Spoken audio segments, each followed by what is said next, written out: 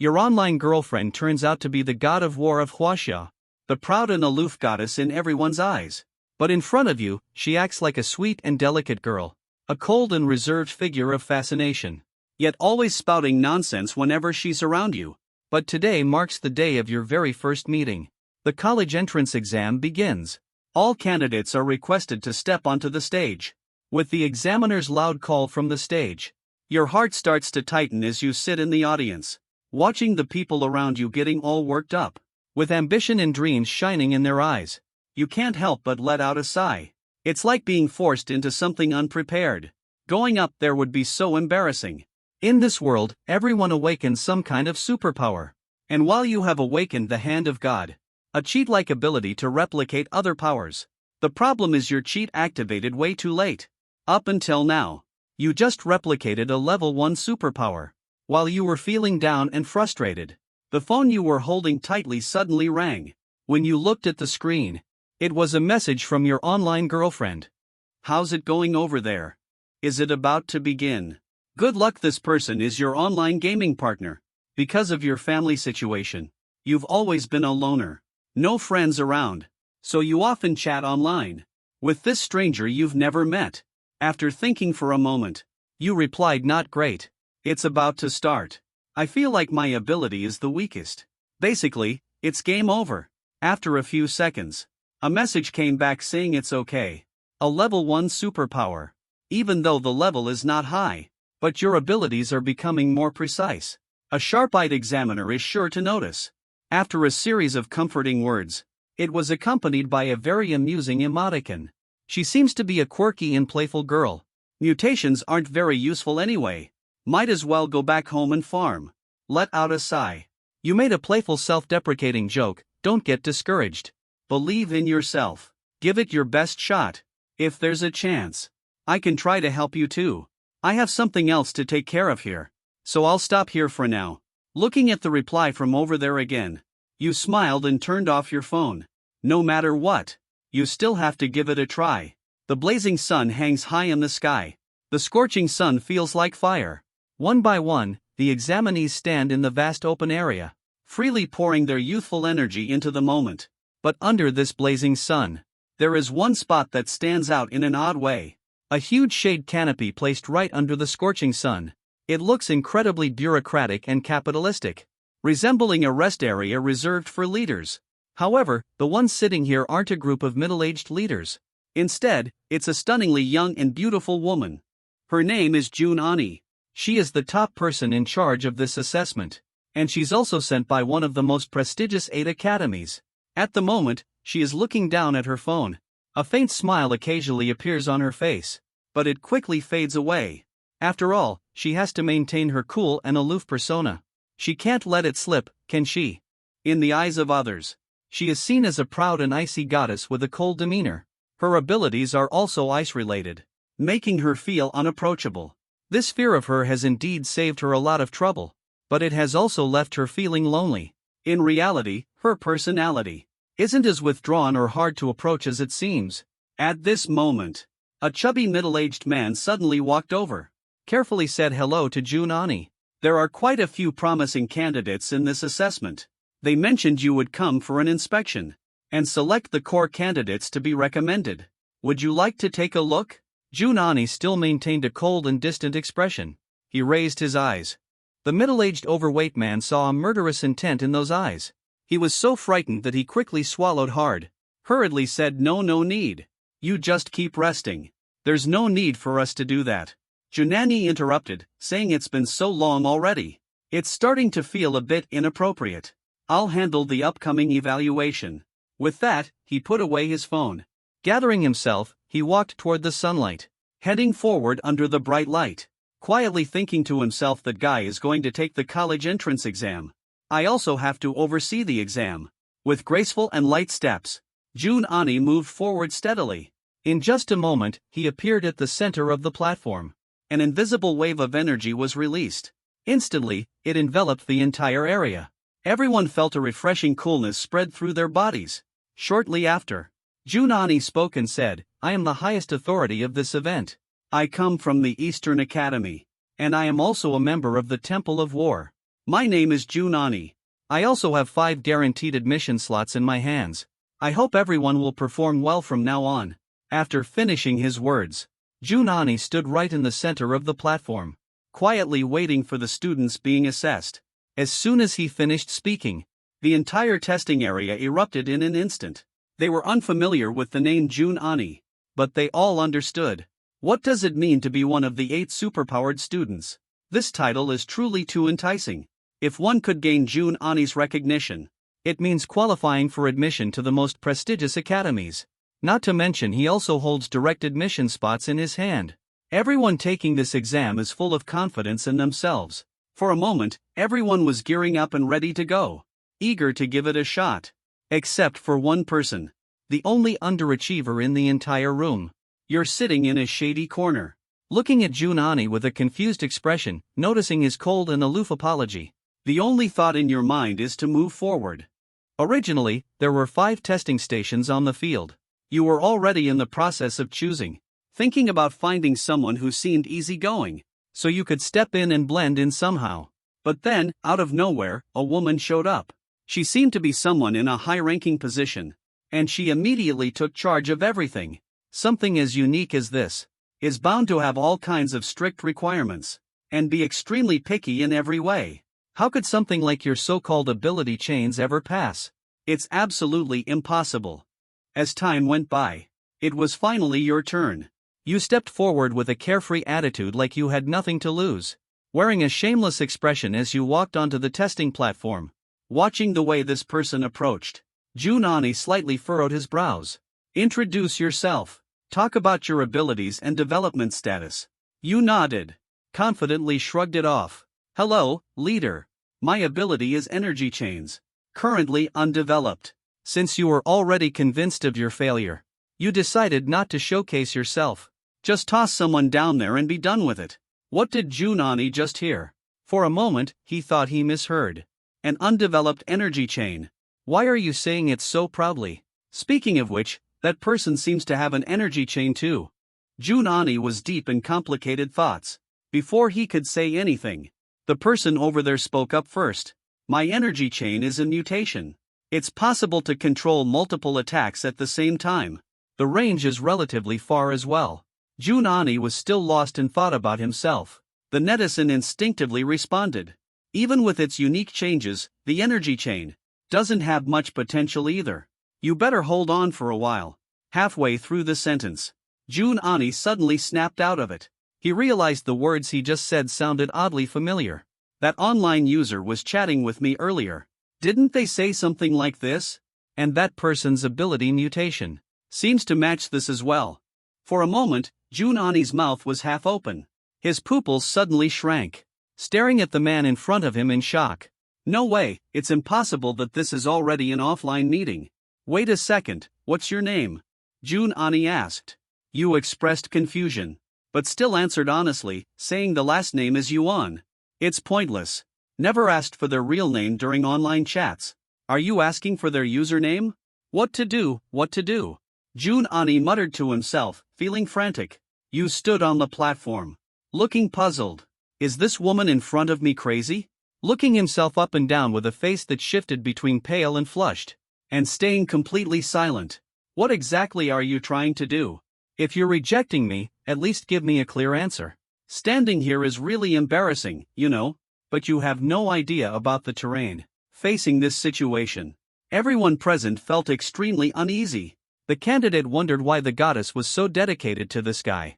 Why is she so attentive and responsible towards him? That's what went through the candidate's mind. The leader wondered what was going on. Better not let anything go wrong. Junani's mind was in standby mode. He suddenly realized he had lost his composure. He cleared his throat softly twice. Junani returned to his previous calm and composed expression. After giving it some thought, he finally spoke, saying that mutated abilities are still quite rare. He told him to go over there first and decide later.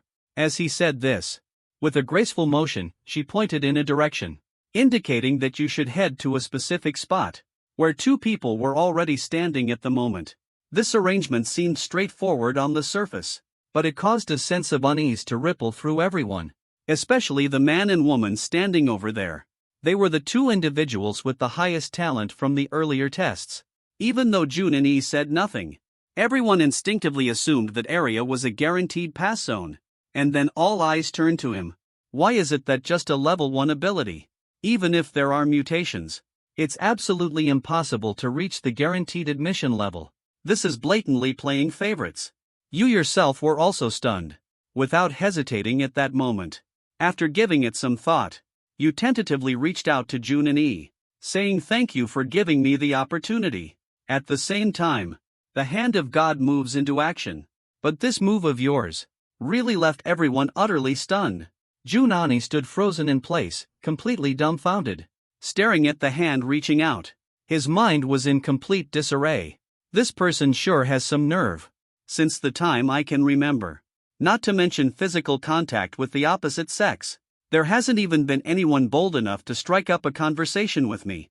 In front of a large crowd, all the college leaders exchanged glances, wondering whether they should step in and stop it. Your unexpected behavior. After all, others might not know, but they are fully aware of how high Jun Ani's status is. At the same time, all the male students in the audience widened their eyes, staring at you on the stage. It's like looking at a deity. After all, openly doing what everyone desires, but doesn't dare to do, certainly requires a great deal of courage. Heaven knows when it comes to taking advantage of others, you truly have no interest in it at all.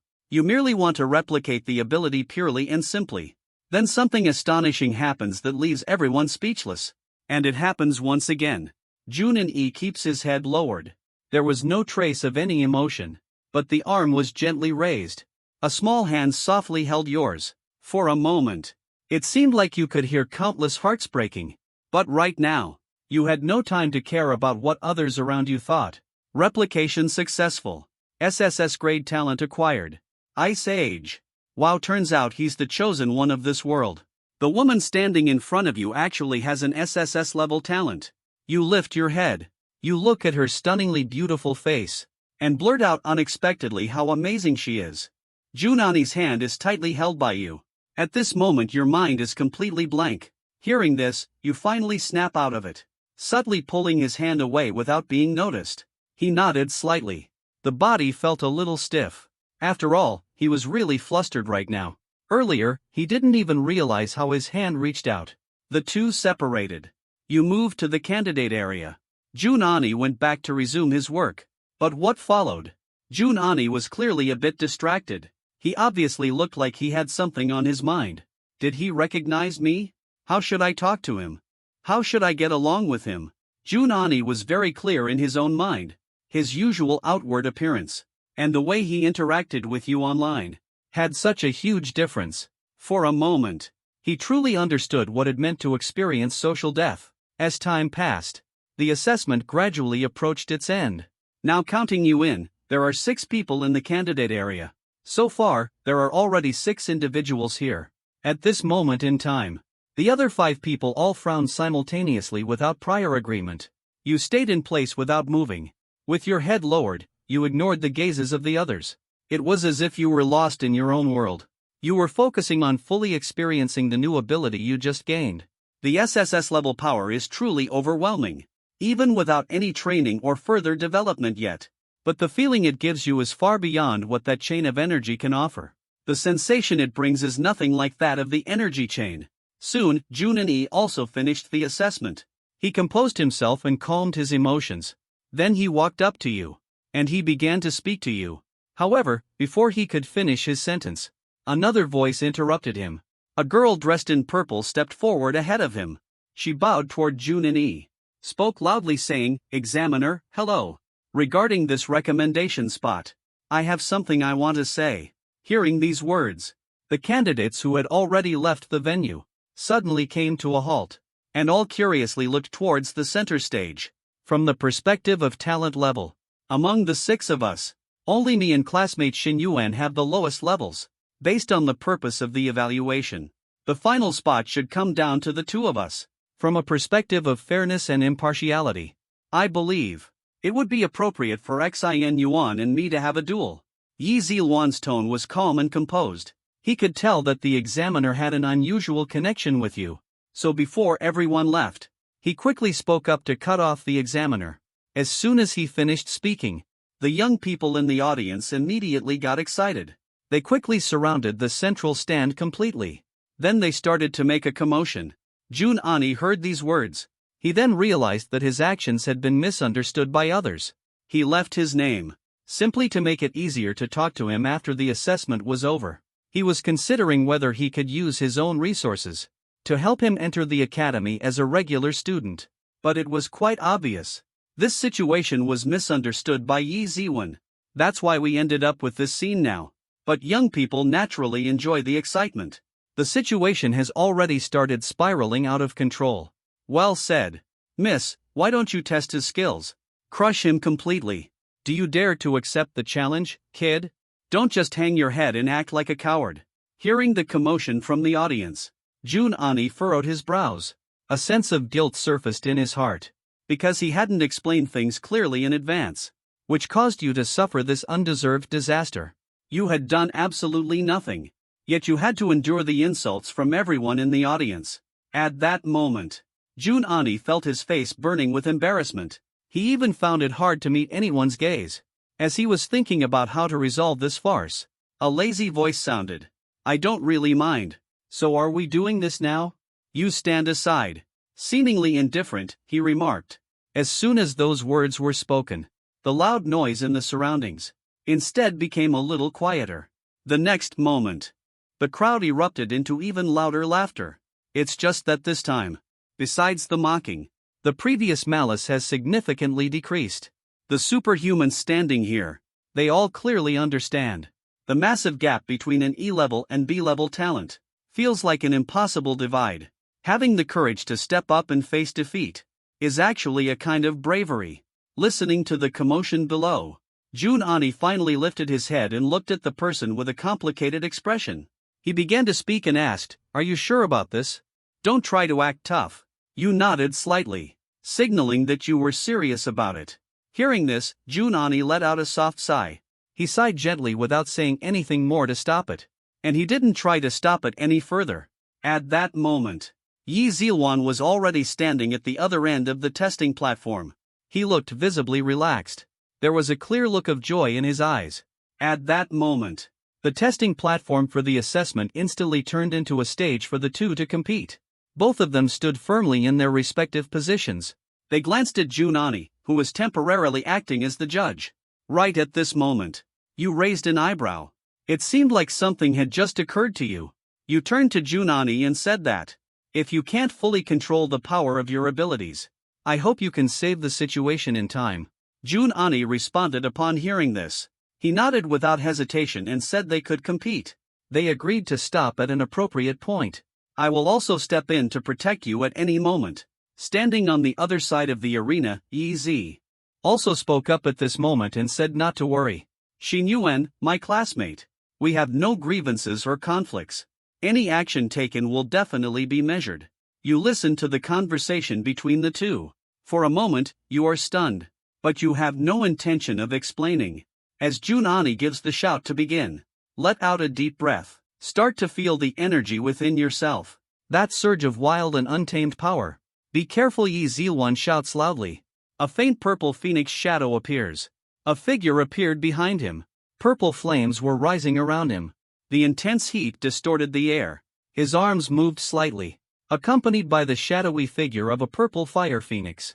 They looked just like a pair of wings. He ascended into the sky. This was the ability Leaf was playing with. The absolute peak of a B-level skill. After a loud and clear phoenix cry, a streak of fire descended from the sky. You, who had been keeping an eye on the sky, barely managed to dodge it. It looked extremely difficult for you. Junani stood on the sidelines. His fists clenched tightly. He was intently observing the situation on the field. His mind was on high alert, prepared to jump in and assist at any moment. In the next instant, you activated your power, throwing an energy chain high into the sky, effortlessly wrapped around Yi Ziwan's waist. This was intentional on Yi Ziwan's part.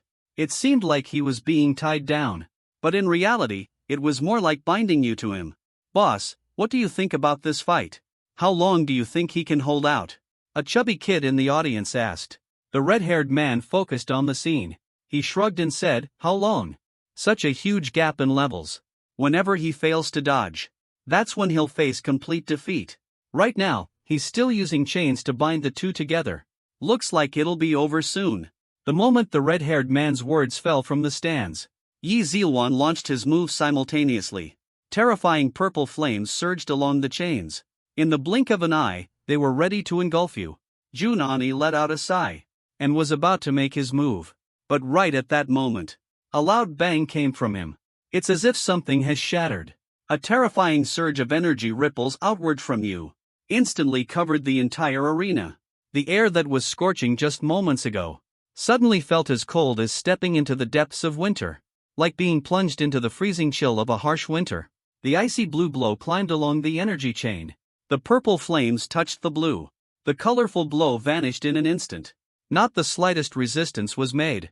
In Yi Zilwan's eyes was a look full of disbelief. The expression of shock had just crept onto his face, when his entire body turned into an ice sculpture.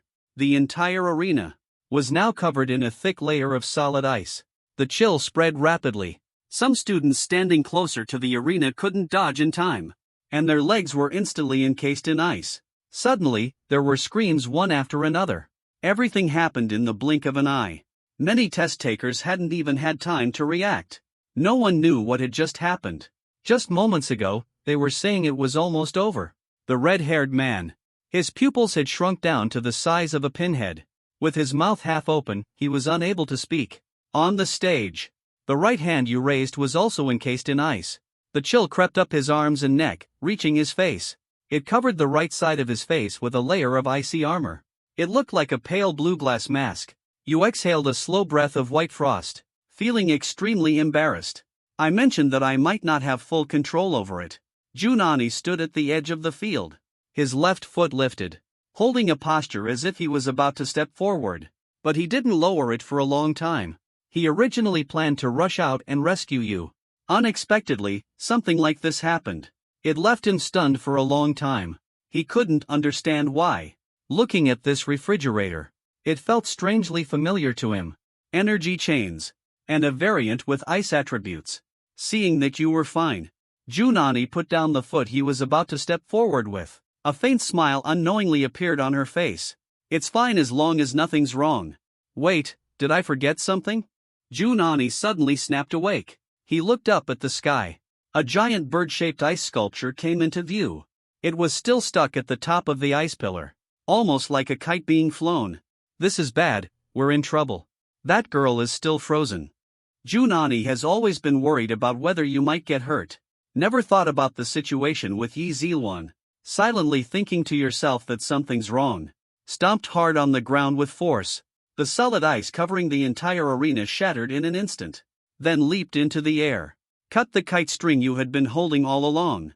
Rescued Yi Zilwan successfully. Seeing Junani finally take action, you let out a sigh of relief. Even with the advantage of supernatural abilities, holding a person up for so long is still pretty exhausting. It took over 10 seconds before everyone in the audience finally fully realized what had just happened. The exclamations of surprise didn't come immediately.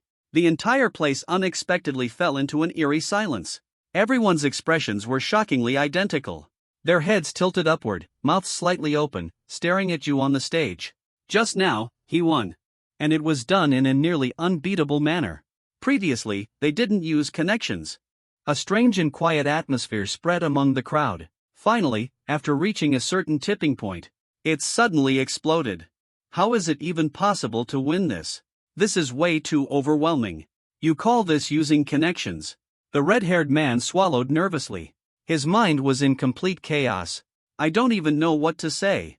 At this moment, the chubby guy next to him cautiously asked Red Bro, "You mentioned earlier that it would be over soon. Is that what you meant?" The red-haired man didn't feel like answering that question. Right now, his eyes were locked on you, weighing whether he could beat you or not. He had seen everything clearly earlier. Junani thought you were about to get hurt, looking extremely worried, after Yi Zilwan was frozen. At first, it seemed like nothing had happened. Still treating it differently. You stood there feeling a bit bored. Even though the gasps around you fed your vanity, you didn't really want to stay there being watched. Yi Xilan sat on the ground without any dignity. Slowly lifted his head to look at you. He realized he had underestimated the other side. All his previous confidence and joy turned into nothing. Stood up with a slight tremble. Spoke briefly and said, "I lost. The guaranteed spot is yours. You truly deserve it." After saying that, he turned away in desolation, planning to walk off the ring on his own. Looking at him like that, Junani spoke calmly and said, "That's enough. You misunderstood earlier. I never intended to give the guaranteed spot to Xin Yuan. You have great talent. The type of mutation is something I've never seen in my life. Let's keep it for now. As for the quota, I'll just ask for one more." After finishing his words, he looked puzzled about his identity, and then turned his gaze toward you, standing to the side. "You have such incredible power. Why didn't you mention it earlier?" You let out an awkward laugh, and replied helplessly, No, actually you're still the impressive one." Junani responded with a puzzled expression. For now, there are no plans to ask more questions. Then turned to face the many examinees below the stage. "Alright, the assessment is now over. Except for those with guaranteed admission. Everyone else should quickly leave the venue." You gaze at the setting sun in the distance, and have no intention of chatting casually with those around. Pull your phone out of your pants pocket. Sent a message to my online girlfriend. I passed the assessment, and unexpectedly received a guaranteed admission spot. In the distance, Junani was talking with the person in charge. Suddenly felt the phone in my hand vibrating. Glanced at it briefly. Couldn't help but raise an eyebrow. Seems like it's confirmed to be him. I knew you could do it. What kind of variation is a stick? Even though Junani is aware of your mutant ability, he currently has no plans to reveal his identity to you. He's worried that his identity, along with his drastically contrasting image, might scare you away. So for now, he can only pretend he doesn't know anything. He himself isn't sure why he's being so cautious and careful. It's just something he instinctively does. The person in charge of the venue watched as Junani chatted, and then suddenly started playing on his phone, leaving them speechless and exasperated. Even though it's just small talk, you still need to go through the motions. Feed it something with an ice element. I think it's pretty impressive. Had a sparring match with someone, and I came out on top. You quickly replied to the message too. Junani looked at the reply. A sudden spark of inspiration hit him, and he came up with a great idea. Went through the motions with the venue. The boss messaged you saying that's pretty good. The examiner who tested you really has an eye for things. What do you think of that examiner? Not a bad person at all. After typing those few words, Junani let out a long sigh of relief. For some reason, a strange sense of nervousness started to creep in. The boss next to him had a dark expression. He's always been used to throwing his weight around. No subordinate would dare to play on their phone in front of him. However, he truly didn't dare to act superior in front of someone like Junani. He could only obediently stand by and watch. Soon, your message was sent back. It's not bad. Just knowing that he's definitely impressive. As superhumans improve their abilities, is it possible they can maintain their youthful looks? Even the examiners don't know how old they are. Looks pretty young. After a loud cracking sound, the cold air spread everywhere. Surging energy surrounded Junani. The scorching temperature of over 40 degrees suddenly dropped to below freezing. One sentence from you hit the nerve precisely. Junani momentarily lost control of emotions. Completely broke down mentally. And you're still asking what impression they have of you. Turns out in their eyes you've been an old lady all along. That moment when he lost control wasn't a big deal. But the leader nearby was absolutely terrified. What on earth happened to him? Did I say something wrong just now? His obese body was trembling in the freezing wind. He had no idea what he was supposed to do. What's going on? He heard someone speaking. Junani suddenly lifted his head. An intense and fierce killing intent erupted from his eyes. Staring intently at the other person, I said, "I'm fine. Go ahead and continue speaking. Hurry up and run the test." The 6 people on the stage from Xinyuan also noticed what was happening over here. Curiously glanced in this direction. You aren't particularly interested in this kind of gossip. It's just puzzling why things were going so well chatting with the female netizen. And then they suddenly stopped responding. What a baffling woman. Finally, everything has completely settled. Junani stood in front of the 6 of you. You were the only one with an indifferent expression. The other 5 clearly noticed. The examiner seemed to be in a bit of a mood at the moment, and would occasionally glare at you with a fierce look. My private jet will arrive tomorrow. Around this time tomorrow afternoon. Make sure to be here on time. After explaining everything, it was all wrapped up. Just let you leave. Hearing at home that you can leave. You barely paused for even a moment. Lifted your leg and were about to walk away. And at this moment, the red-haired one's thoughts from earlier started stirring again. Quickly walked up to Junani, smiled and said hello. There's nothing much going on at my place. May I ask you some questions about supernatural abilities? Junani watched as you cheerfully walked away, still feeling a bit annoyed. Hearing this, he turned his head back and asked in confusion, "Who are you?" The red-robed student was visibly stunned, and awkwardly responded, "My name is Chi-Hong. I am one of the students who was just admitted directly. We can talk about it another time. I don't have time today. My only responsibility is to conduct the assessment. There won't be any interaction with the trainees." After Junani finished speaking, he turned his head away and ignored him. Called out loudly to your fading silhouette, "Xin Yuan, don't leave just yet. I have some questions about special abilities that I need to discuss with you." Chi-Hong, with a face full of confusion, said, "You're dropping the act, aren't you? What do you mean by unfair treatment?" Turned around and looked at Junani, who had walked up to him, smiled bitterly and asked, "Is there something you need?" "I'm still in a hurry to get back." Junani looked at your behavior. He felt both amused and annoyed inside. Although others usually don't dare to approach him, but if they get the chance to interact, they rush to strike up a conversation. Unlike the man in front of him, who looks like he just wants to avoid him. "Why is it that when I want to tell you something related, you're in such a hurry to leave?" "I want to go back and play video games." You gave a very honest answer. Hearing this response, Junani also felt at a loss for words. "Although I had some understanding of your personality online, I still find it a bit frustrating now." But this feeling quickly faded away, because he suddenly remembered. You always seem to play games with him in co-op mode, so it seems like you're doing this just to play games with me. He imagines that I occupy a place in his heart. For some reason, he even seems a little happy about it. He softly said at the moment that it wouldn't take up too much of your time. "Is your family worried over there?" You shrugged and said it didn't matter. "I don't have any family or friends." Junani was startled and said, "You're an orphan." Your face darkened, thinking, how did this turn into an insult? "I usually don't play Yasuo." Junani also realized he had misspoken. Quickly covered their own mouth, then swiftly changed the topic. "Your level 1 ability has already been rated. I have already reported it. It's not possible to change it for now. This might make some people underestimate you, but your strength is not an issue. I'll make sure to reapply for you as soon as I get back." You have no idea why the other person made a point to remind you of this. But you know the other person means well, so you didn't show any signs of impatience.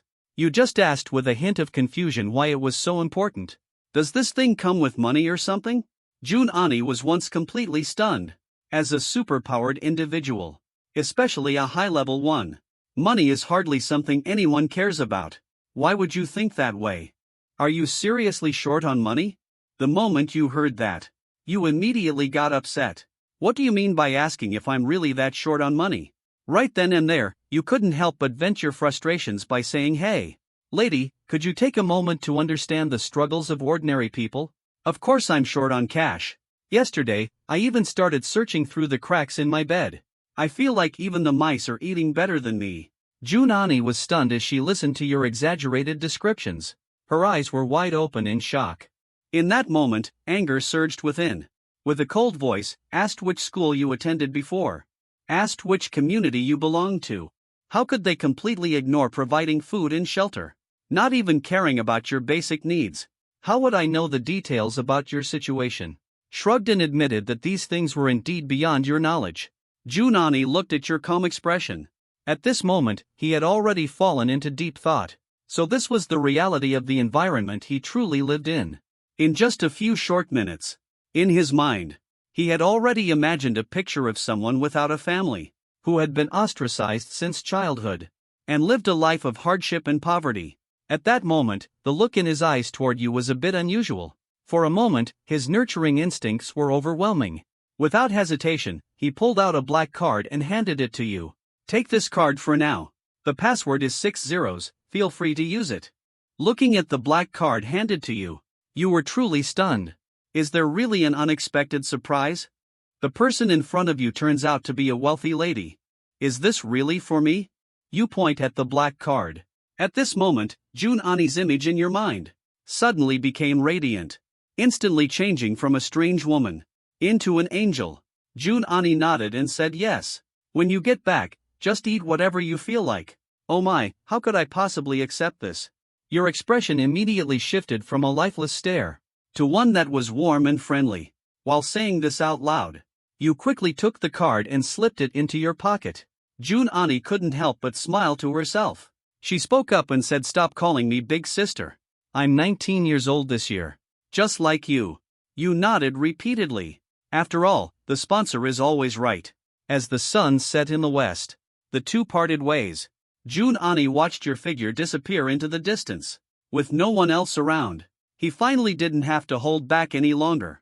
A bright smile appeared on his face. He had been thinking about this all along. How can I possibly help you to the best of my ability? It turns out there's no need for anything too complicated. All it takes is just giving money. That's way too simple. The sky is getting darker. June Ani was lying on the couch in the presidential suite. Received the message you sent. I'm heading out tomorrow. The examiner really is a good person. A beautiful and kind person who understands me well. No money but still hands me a black card. Saw this message. June Ani couldn't help but cover her mouth and chuckle. After all, polite words in person don't really matter. What truly counts is the praise behind your back. Hearing someone complimenting you behind your back still brings him a great sense of satisfaction. Do women all care so much about their age? She even went out of her way to tell me she's only 19. But honestly, who would believe that? Ha ha ha.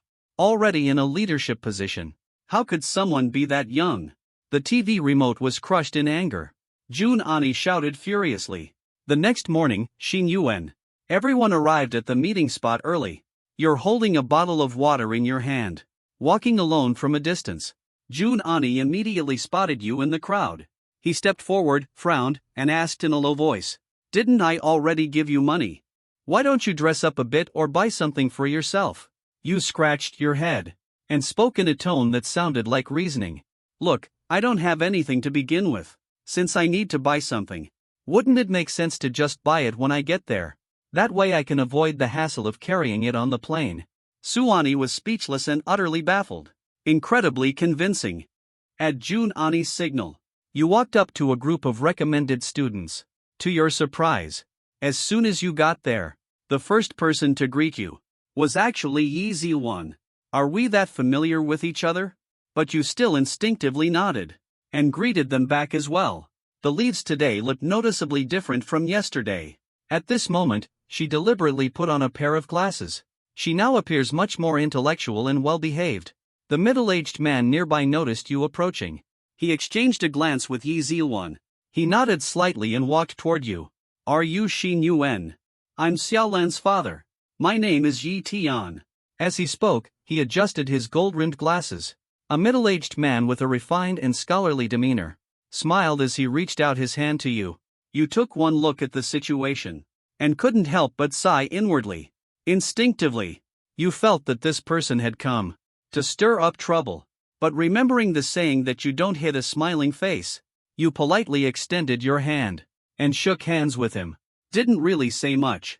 But right after that, what they said next completely caught you off guard. You beat Xiaolan yesterday, didn't you? You're really impressive for someone so young. But you know, young people, friends are often made after a fight. I hope you two can get along well. Don't hold any grudges in your heart. The difficulties you imagined didn't happen.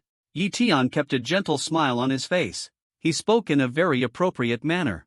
The two of them let go of their hands. You quickly nodded and agreed. I didn't feel there was any contradiction in that. By the way, are you also someone with superpowers? Yi Tian was momentarily stunned. I didn't expect you to ask that all of a sudden. After giving it some thought, he smiled and replied that he was too. But my level is pretty low. It's a D-level talent. Xiao Wan's abilities are mostly inherited from his mother. When you heard that, your eyes immediately lit up. You quickly flashed a smile and said, "Oh, I see. Even D-level is quite impressive. I've heard so much about you. As you spoke, you reached out your hand. Gesture to shake hands. Plan to replicate. Yi Tian's expression froze instantly. It feels like we just shook hands a few seconds ago. With the mindset of accommodating someone mentally ill, Yi Tian still reached out to shake hands. Replication succeeded. Acquired a D-level talent. The explorer's precise analytical ability. Evolved the sound of all things. The corners of your mouth lift into a smile. Not only did you replicate it successfully, you even enhanced your abilities. To put it simply, evolution is the ability to interpret and transcribe. You can hear the voices of all things, and find the answers you seek from every plant and tree. But in the very next moment, that smile quickly fades away, without any control over it. That ability functions as if it's a passive skill. The whole world. Various sounds flooded into my mind. The stones were screaming. The wind was howling wildly. Even the grass and trees on the ground started their murmurs. Your face turned extremely pale in an instant. You let out a low growl. Clutching your head in pain with your left hand, your right hand reached out to grab. You gripped Yi Tian's hand even tighter. Crouched down on the ground. The people around him all looked on with puzzled expressions. Yi Tian's face was starting to contort at this moment. He tried to move his hand slightly, attempting to pull his hand out. His vision blurred for a moment. A figure seemed to appear in front of him almost instantly. Standing right in front of him. Are you okay? Jun Ani anxiously crouched beside him. Didn't even bother with any precautions or safety measures. Quickly grabbed your wrist with one hand. But upon closer examination, there really wasn't any result at all. Lifted his head immediately and looked at Yi Tian. I didn't do anything. My ability is useless in combat. He's the one holding onto my hand this whole time. Yi Tian hurriedly explained. He had been through countless struggles over the years. Judging people can be incredibly accurate. Although Jun Ani appears unchanged on the surface, he can clearly sense that at this moment, it's as if he's being targeted by an extremely terrifying beast, locked in its sights as it seems, feeling an overwhelming sense of pressure. I'm fine and this has nothing to do with Mr. Yi. You finally managed to suppress the fury in your mind, and spoke with some difficulty. You let go of Yi Tian's hand. Started speaking again. Sorry, I got a bit carried away. Yi Tian noticed the sweat on your forehead, and realized you might actually have a serious issue. Not trying to take advantage of him, he also felt relieved. So what exactly happened just now? Is your body alright now? Jun Ani looked at you with concern and asked. This situation is rather complicated. My abilities might have evolved again. You gave it some thought, and decided it's better not to make it public. The hand of God. It's not just Jun Ani. Everyone doubted their ears. The crowd, who originally just wanted to watch the drama unfold, completely lost their composure. Why can his level 1 talent keep evolving? Are you being serious? Junani asked again. You stayed silent. You just slowly closed your eyes. Come on, let me hear your voices. Finally, amidst everyone's confusion, at a moment of bewilderment, you started to speak. The current wind direction is southeast. In 37 seconds the wind direction will change. Turned directly to the south. Jun Ani froze for a moment, but quickly came to his senses. Kept his eyes tightly shut. Slightly tilted his head upward. Without any spoken command, all the superhumans present instinctively began to sense a breeze that even ordinary people couldn't feel. When superhumans focus their energy, it can be felt. So now, after 1 minute and 35 seconds, the wind direction shifts back to southeast. You spoke again. No one interrupted. Everyone remained as still as statues. After 3 minutes and 12 seconds, the airflow will become extremely turbulent. After 5 minutes, the wind direction will change drastically. It will shift directly to a northwesterly wind. On the quiet schoolyard, every word you say is soft, yet it feels like a series of heavy hammers, striking the hearts of every superpowered individual, because as time goes by, they all come to realize with shock that every statement you make is completely accurate, without a second off. The expressions on everyone's faces were completely different. His face turned crimson with shock. He had even shaped his mouth into a silent wow. Yi Zilwan's eyebrows furrowed deeper and deeper. It was hard to tell what he was thinking about. Junani, on the other hand, kept a blank expression, maintaining her image as a cold and aloof goddess. But in reality, she had already started laughing in her heart. She had a hunch deep down. Xin Yuan is undoubtedly a once-in-a-lifetime genius. It's just that his brilliance hasn't been revealed yet. You have no idea what others are thinking. You simply share the filtered information calmly. You open your eyes. What you see is a group of superpowered individuals with strange expressions. Hey, what are you all doing? Why are you all staring at me? You feel a bit uneasy. All kinds of gazes from everyone are fixed on you. Just a day ago, those gazes were full of doubt and dissatisfaction. But now, they have turned into admiration and disbelief. Junani spoke up. So this variation of your ability, is it some kind of prophecy skill? Not exactly. The source of information explained. It's more like a kind of sensing ability. The world around me can tell me certain pieces of information. It seems like I might have already wasted some time. The plane has been parked for quite a while. Shouldn't we get going now? After all, it's probably going to rain here in about half an hour. Rain? Junani asked with a puzzled expression. As he spoke, he lifted his head and looked up at the bright sun. The sky was perfectly clear without a single cloud. Are you sure about that? Seeing Xing Yuan nod in confirmation, Junani immediately gave the order. With a simple wave of the hand, it was immediately decided to delay the plane's takeoff. Waiting for the rain is no big deal. Previously, Xing Yuan had accurately predicted the shift in wind direction. But those were just minor changes after all. If predicting rain within half an hour can be that accurate, then that's when it becomes truly terrifying. Especially now when the sky is completely clear. It makes Xing Yuan's words seem even more unconvincing, and highlights how lacking in credibility they are. However, Junani couldn't figure out why. He felt an extraordinary confidence in what was being said to him. Can you specify the exact time? Just as Xing Yuan was speechless at Junani's impulsive decision, feeling utterly at a loss. A person with striking features, with a face that carried a hint of pride and charm, appeared right in front of him. Yi Ziwan opened the countdown page on his phone, and walked over to ask proactively. Xin Yuan paused for a moment, but still closed his eyes and thought for a while, then said about 28 minutes and 15 seconds. As soon as he finished speaking, Yi Ziwan had already set the alarm, said thank you and walked away into the distance. Everyone just waited idly like that, waiting for something that seemed completely impossible to happen, witnessing this bizarre magic show together. Yet it seemed like the miracle really happened. After 20 minutes, the once sunny and calm weather suddenly turned windy. 5 minutes later, clouds started to gather in the sky little by little, and their color became darker and darker.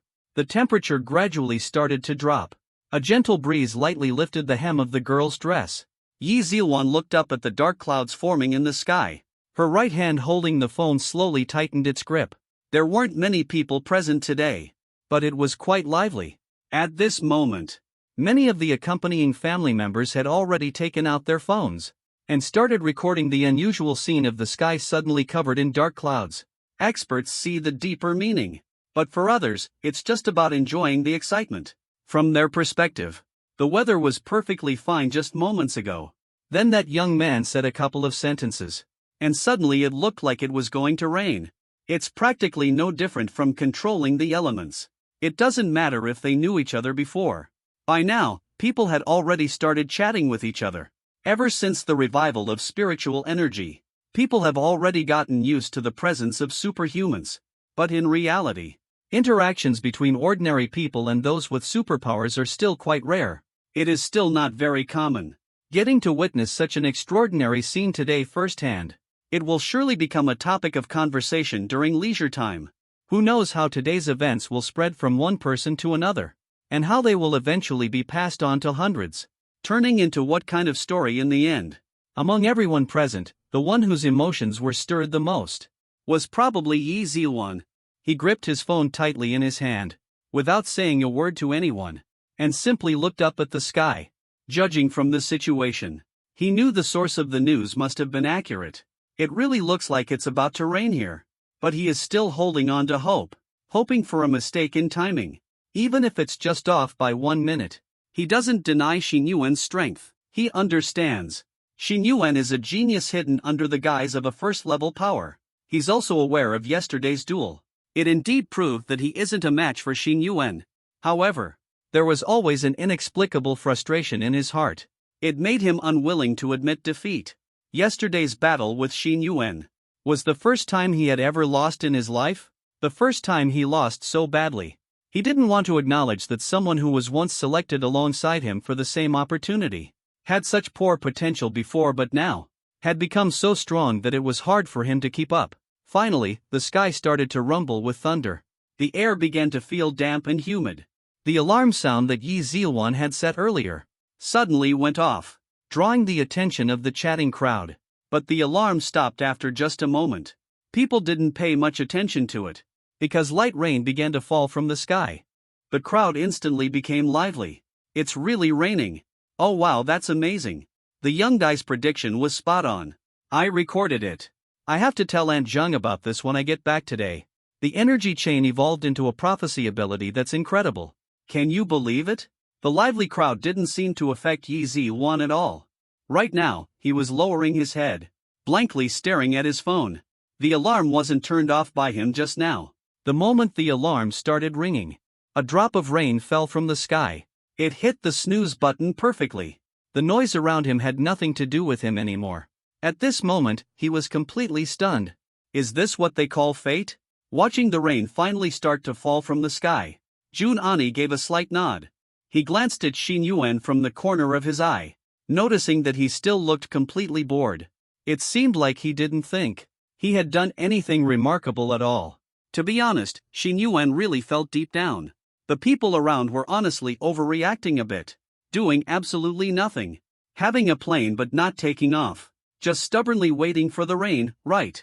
If I had known earlier, I wouldn't have spoken out. After all the commotion, they didn't even wait for the rain to stop. Jun Ani started calling the recommended students to board the plane. After all, quite a bit of time had already been delayed. A specially designed plane with a superpowered individual on board, not even afraid to fly on a rainy day. Xin Yuan felt completely unburdened. There was no need to do anything like saying a few words to family before leaving. Holding his bottled water, he was the first to board the plane. Yi Zilwan stood in the distance.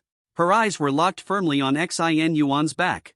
Yi Tian, standing nearby, walked over. He gently patted his daughter on the head, then said, "This kid is truly impressive. The potential for future achievements seems limitless. Avoid creating any conflicts with him. Just maintain a normal relationship." As a father, he knows his daughter's personality all too well. Saying this was mainly to offer some comfort. Yi Zilwan didn't give any response. He simply gave a slight nod.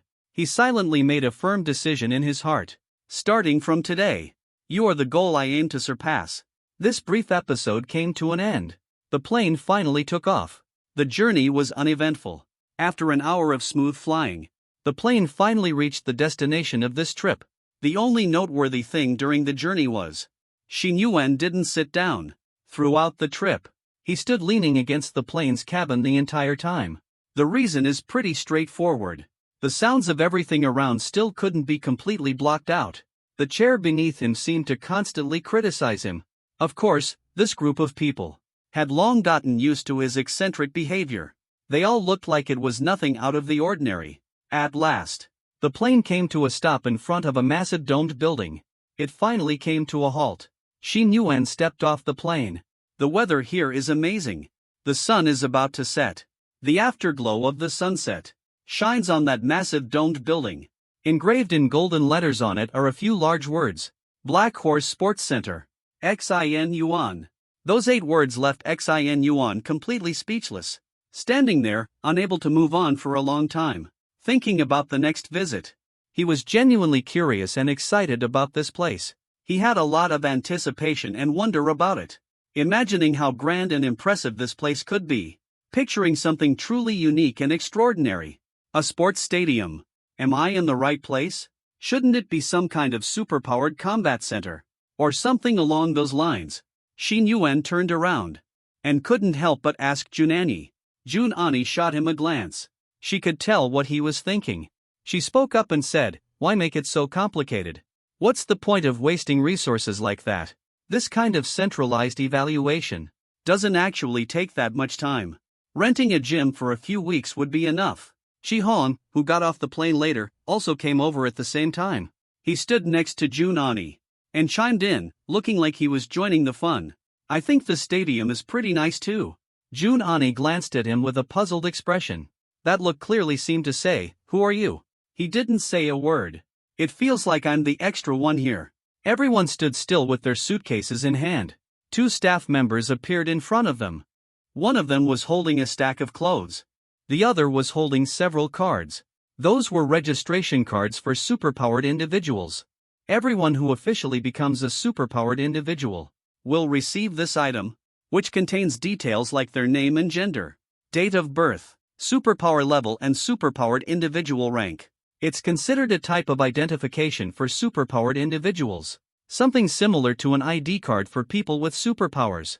For newcomers like Xin Yuan and his peers who just started school, they haven't gone through any formal combat rating yet, so they don't have an official superpower level at all.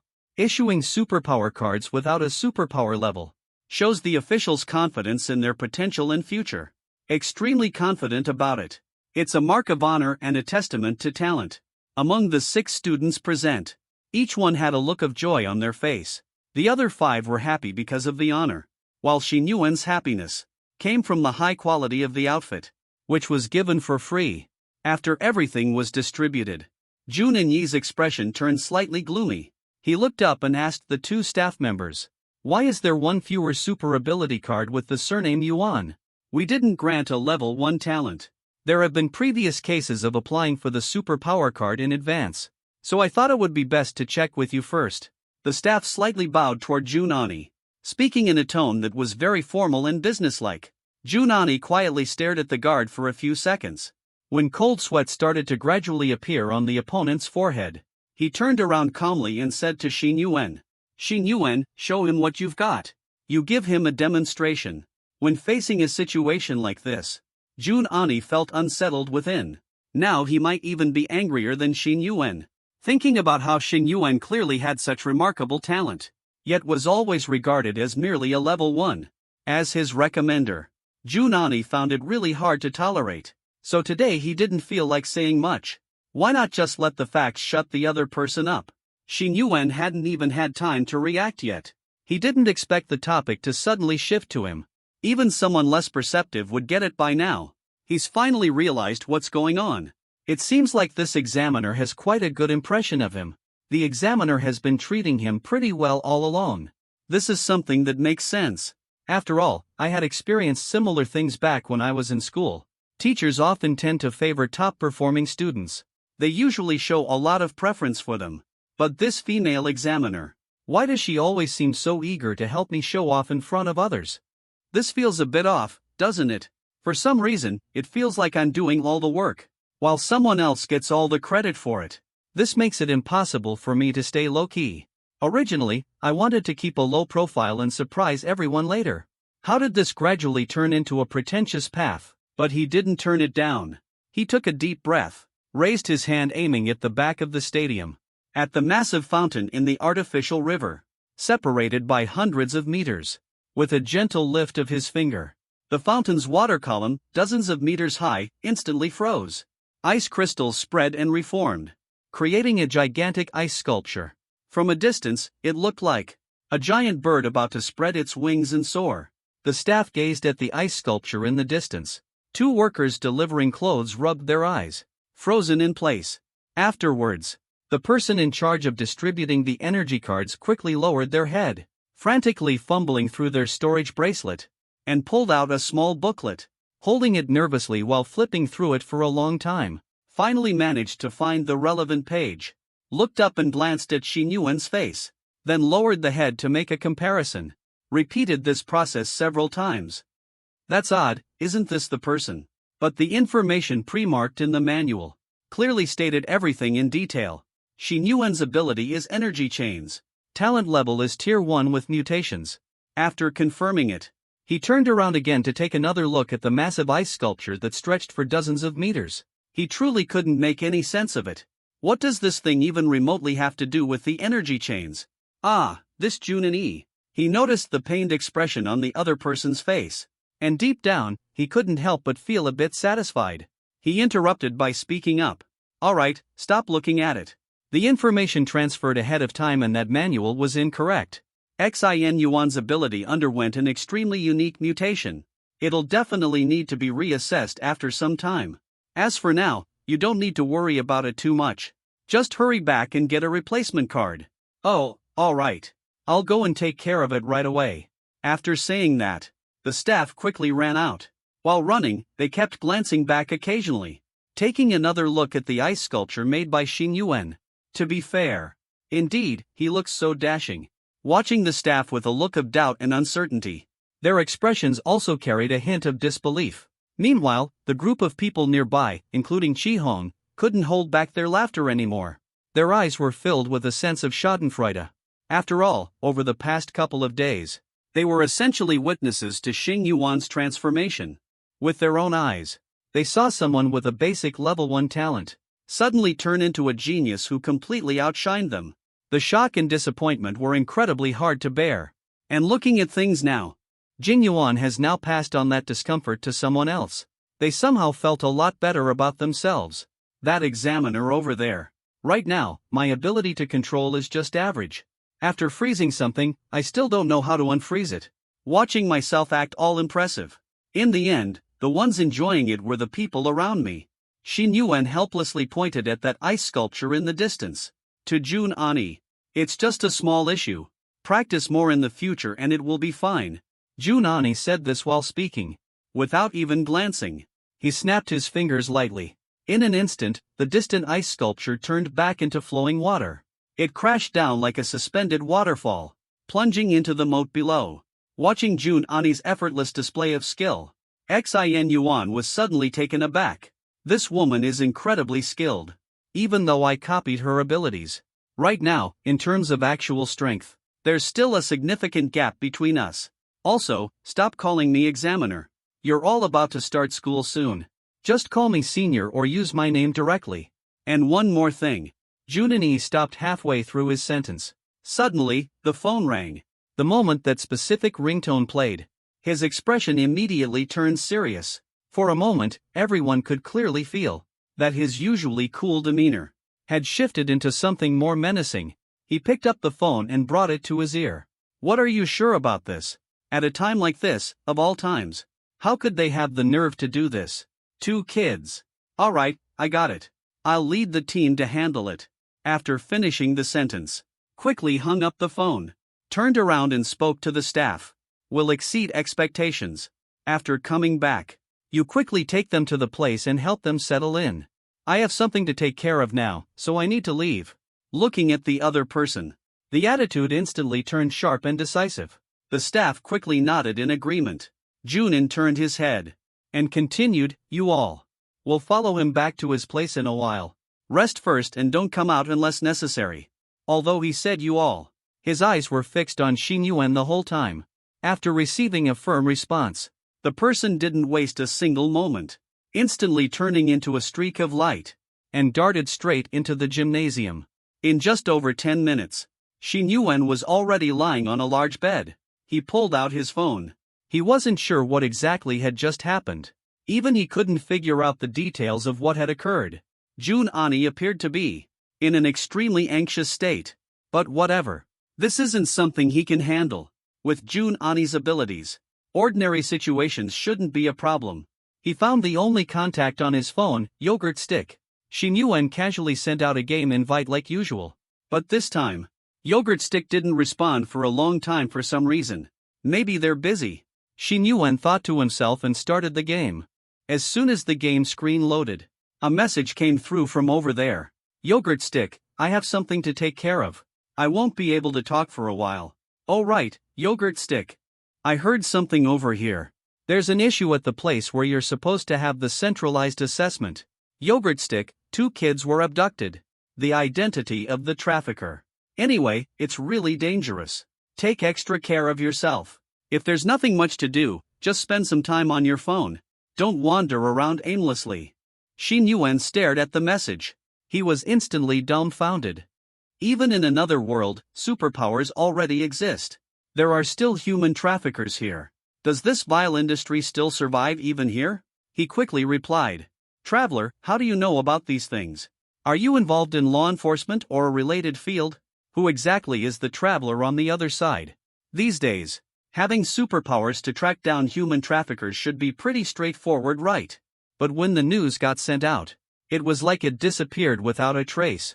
The yogurt bar side seemed like they were dealing with something urgent, and they never responded to the messages again. Looking at the phone that hadn't received a reply for a while, as well as the game that had already started, Xin Yuan couldn't help but glance out the window. Night had already fallen by this time. There was no moon in the sky tonight, and not a single star could be seen. The darkness felt oppressively gloomy. What kind of damn situation is this? Why the hell does something like this have to happen to me? In front of the large full-body mirror, Xin Yuan adjusted the collar of his shirt. He took a few deep breaths. Right now, he's wearing the combat uniform that was handed out for free earlier today. The uniform is a newly distributed combat suit. His chest still has that superpower card representing his identity pinned to it. The outfit he originally had on got soaked in the rain and covered in dust along the way. Right now, has already been thrown into the washing machine in the room by him.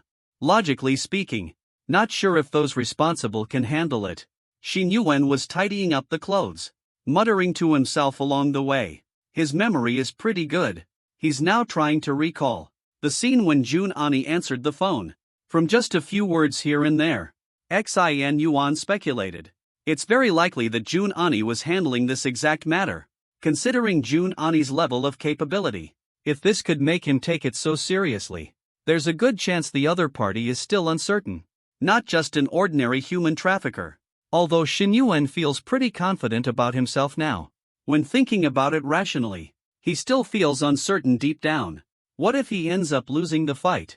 Honestly, if Xin Yuan's current abilities only included the Ice Age technique, he probably wouldn't bother with this kind of situation. But now he also has the voice of all things. Even if no one else understands it, he is fully aware of how extraordinary his ability is. He claims that he alone is as good as over 100 Sherlock Holmes. That's not an exaggeration. Right now, what lies before him are two very clear choices. The first is to go outside and use the voice of all things to find someone with his skills. As long as the other person is still nearby, he is confident he can definitely locate them. The second is to lie down and play games. This matter was never his responsibility. But if his decision to stay back resulted in the loss of two kids who could have been saved, he couldn't help but feel guilty about it. It weighed on his conscience, especially when he thought back to his younger days. I absolutely despise human traffickers as a group. I remember back in my hot-blooded teenage years, I often imagined what I would do if I ever ran into a human trafficker, thinking about how I would deal with them, and what kind of severe punishment they'd deserve. Now that I have the ability, and the opportunity is here too, how could I back down at the last moment? So I picked up my phone and saw that the game had already been underway for a few minutes. My teammates had already started sending question marks. Some of the more impatient ones had even started cursing. I turned on the all mic feature, raised my phone close to my mouth, and said to my teammates, "Guys, I have to go AFK. Try to understand. I need to go out and catch human traffickers." After saying that, enduring the pain, I tossed my phone onto the bed. The rank I worked so hard to achieve might drop again. Don't report it, don't report it. Don't ban my account, don't ban my account. Let me rescue those two kids first. Their parents should really thank me properly. Forget it, no need for thanks. Just don't try to trick me. Muttering under his breath, Xin Yuan ran downstairs in his battlesuit. He calmed himself down, looking at the dark street scene in front of him. The dim lighting. He closed his eyes. At a time like this, sight seemed somewhat unnecessary. He needed to focus all his attention, placed against one's ear. The ability that was so hard to suppress is about to activate again. The sound of everything arises. A human trafficker, ha! The entire world serves as my informant. In an instant, a flood of chaotic sounds rushed into Xin Yuan's ears, causing him to immediately furrow his brow, focusing his attention on what he wanted to investigate. Xin Yuan keenly picked up some useful information. A few people wearing black and red clothes just now stepped on me several times. I can't remember the exact number. Marble steps. I couldn't reach it. Don't ask me in the tranquil night. Everything was silent. A young man with his eyes tightly shut stood still in the same spot for a long time, slowly took a step forward. At this moment, veins bulged on Xing Yuan's forehead. Finding someone is not an easy task. It's nothing like predicting the direction of the wind. There are just too many factors to consider. The amount of energy it takes is truly overwhelming. It's only been a few minutes, but it brought an overwhelming mental strain. From Xing Yuan's perspective, this felt even more exhausting than working through 4 or 5 math exams back-to-back in high school. Fortunately, he actually managed to find the direction. In an already pitch-black environment, with his eyes completely closed, it seemed as if he had infrared vision. He took large strides forward and kept walking ahead. Along the way, he managed to avoid every single obstacle just perfectly. If anyone had been nearby, they would have been stunned by his incredible luck. Following a very peculiar and specific path, Xing Yuan walked forward with firm steps.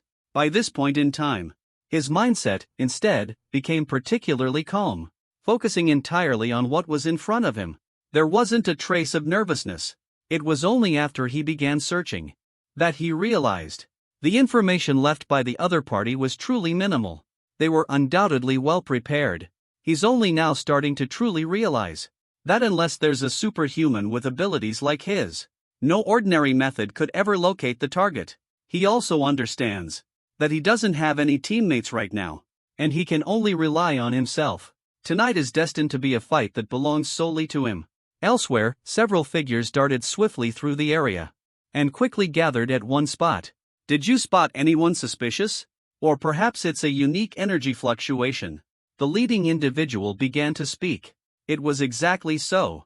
Jun Ani's sharp gaze swept across their faces, hoping to uncover some valuable clues. But unfortunately, no surprises appeared. Everyone shook their heads. A few seasoned psychics had already searched at the fastest speed. They turned the entire Black Horse Stadium upside down, but there was absolutely nothing to show for it. One of the superhumans, completely drenched, was slightly out of breath, and began speaking to Jun Ani, reporting to the war god. I suspect they might have already left. If there is someone with the ability to fly, they would have had enough time to escape the city by now. I've already swum through the moat once.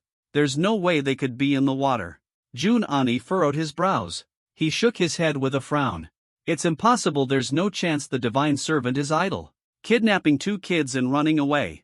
The reason they kidnapped the children, it must be to set a trap.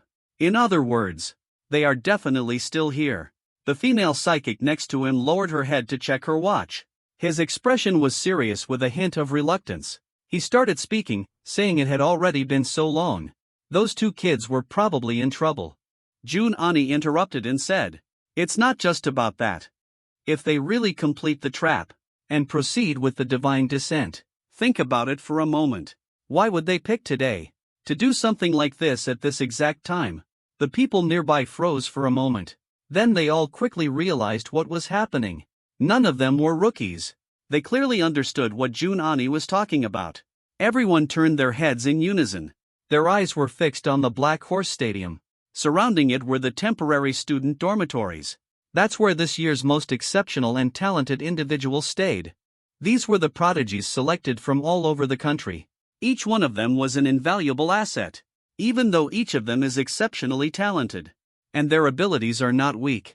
They still lack systematic training and have no real combat experience. In fact, even now, they still don't know what challenges superhumans are up against. The resurgence of spiritual energy and the emergence of superhumans were made public decades ago. But the truth is, some things haven't been fully disclosed to the public yet. Even these geniuses aren't mentally prepared for it yet.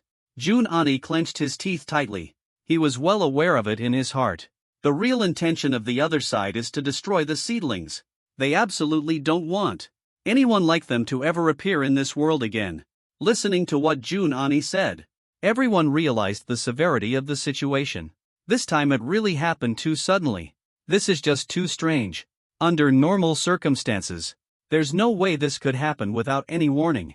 But how could they possibly evade our search? Jun Ani forced himself to stay calm. Looking at the group engaged in heated discussion, he asked, Have all the students been protected?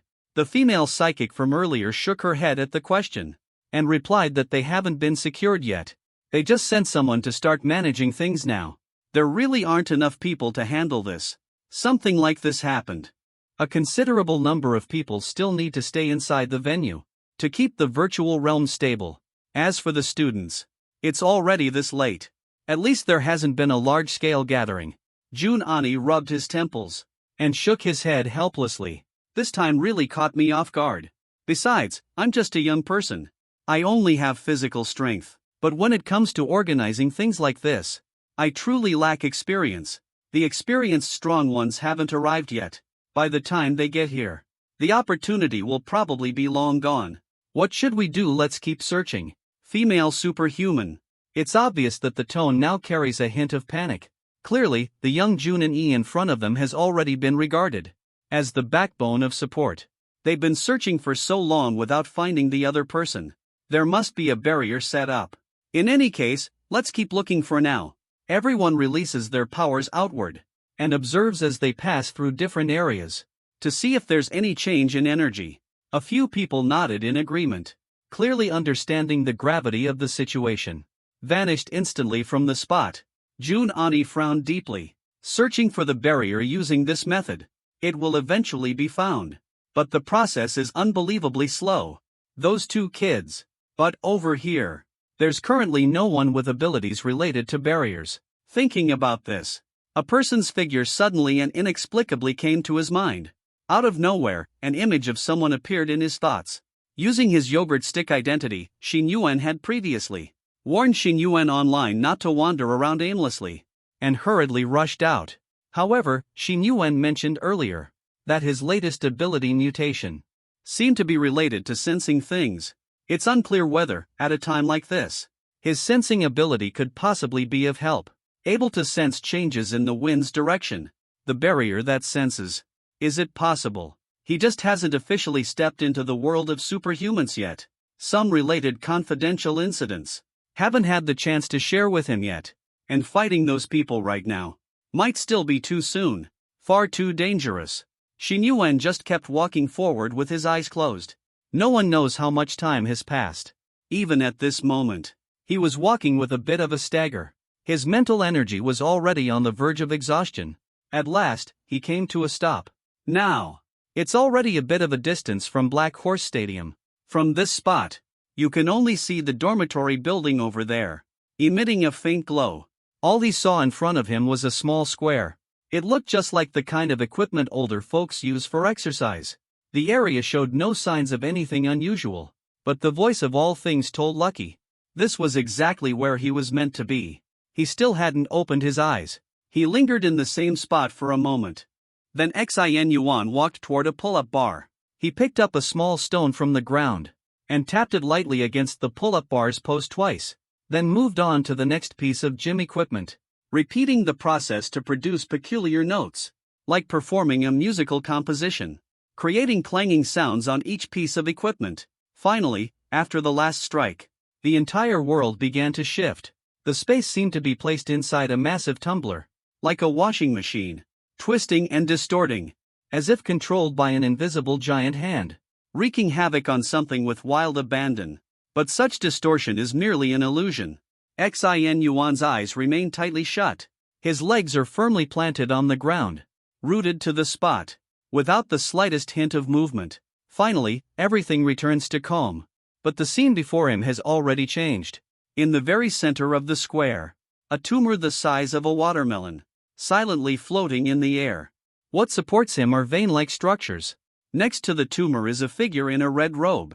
A few individuals completely shrouded in black robes, forming a circle, muttering continuously under their breath, chanting something indistinct. On the ground lie two pale-faced children, a boy and a girl. At the moment the barrier was broken, all the people in black robes immediately reacted. They all turned their gaze toward an apricot orchard. At that moment, someone was standing right there. Without wasting a single word, a flash of blood-red light appeared in the hands of every person in black robes. Dozens of swordsmen unleashed attacks trailing scarlet streaks, completely covering all of Xin Yuan's vital areas. Xin Yuan, who had just stepped into this space, hadn't even opened his eyes yet. But he happened to tilt his head slightly. The entire body twisted into an extremely unnatural angle. It was bent into a bizarre position. Every arrow brushed past his body. Yet it didn't cause him any harm at all. Amid the deafening roar, the blood-red arrows exploded on the floor behind him, leaving behind a massive crater. The edge of the pit was still sizzling at this moment. The blood-colored glow. Even the ground was slowly starting to corrode. Slowly opening his eyes, Xin Yuan pressed his temples firmly, suppressing the chaotic sounds of everything roaring in his ears. He looked up. Apart from those people wearing strange outfits, he immediately noticed two children lying on the ground. A boy and a girl. All 10 of their fingernails had been completely pried off, each connected to a thin blood vessel, leading to that tumor-like mass that seemed to be breathing and pulsating. 2 youthful faces still showed traces of the fear and pain from earlier, but now they had already lost consciousness, and their faces were as pale as a sheet. "You little punks made me search high and low. What does this even mean? Some kind of cult ritual?" Xin Yuan's expression now looked slightly twisted. Such a long period of hearing the voice of all things had caused him immense mental torment. This has left him in a really bad mood. He feels an urge to hit someone, and then there's everything happening right in front of him, leaving him no time to feel any fear at all. It's like the moment right before a fight, when adrenaline surges through your body, that rush of hot-blooded excitement, and all he wants to do is charge forward and beat these guys up. But now the group of black-robed individuals who were acting so tense before see that it's just Xin Yuan standing there alone, finally let out a small sigh of relief. A red glow flickered in one of their eyes. It seems like his ability is somewhat related to vision, sizing up Xin Yuan from head to toe. Right after that, he noticed the superpower card on the chest of Xin Yuan's battlesuit. He was momentarily stunned. "Kid, are you being serious?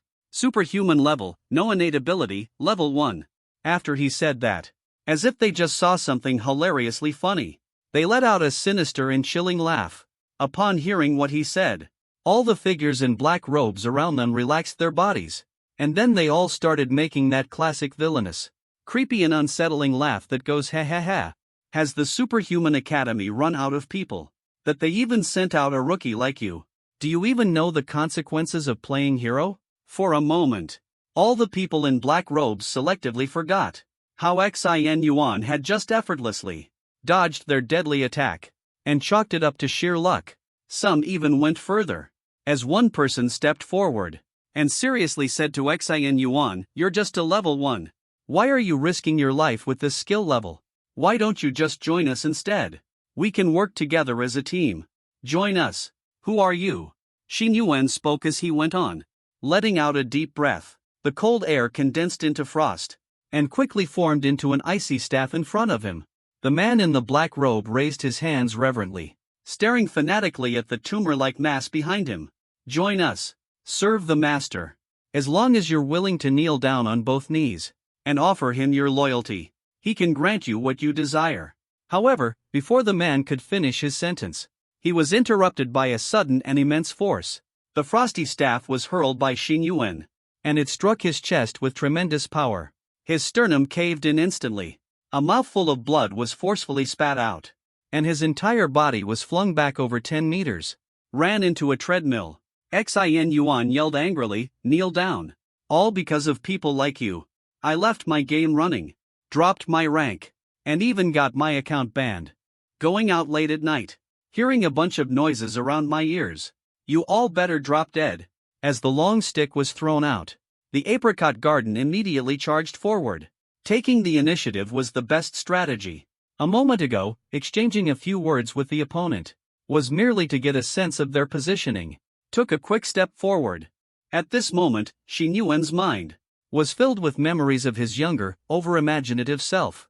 If one day he ever encountered human traffickers, he wondered what steps he should take before the other party could fully react. He already had it in his hand.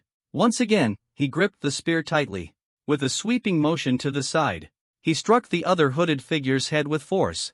Xin Yuan had never learned any martial arts. This strike was purely done with brute strength, but it turned out to be quite effective. The moment the opponent's head came into contact with the staff, a surge of cold instantly rose up, freezing the opponent's head into a block of ice. A sharp and crisp explosion rang out. Then it was like a chilled watermelon, bursting apart in an instant. It was his first time taking a life. At this moment, his eyes were filled with an icy coldness. His mind was completely clear of distractions. Calling his actions ruthless would not be an exaggeration. But in reality, he didn't possess this level of resolve from the very beginning. This mental state of his. Honestly, I have to thank these divine servants in front of me. Because when Xin Yuan first found this place, his mind was completely in chaos. It was the moment when he felt the most dazed and weak. And it was exactly at that time that dozens of blood-red swordsmen from the other side did not give him a single moment to catch his breath, and completely blocked all his escape routes. In that instant, the operation of the sound of all things, it reached an extreme level. It felt as if the entire world was screaming wildly right next to his ears. Be careful. Right after that, he felt like it was entirely his subconscious that was controlling his body, moving based on the cues from the surrounding world. His body. By the time his brain fully reacted, those arrows had already exploded behind him. Then, drenched in cold sweat, he quickly regained his composure. His mind became clear as well. He realized he had just taken a stroll at death's door.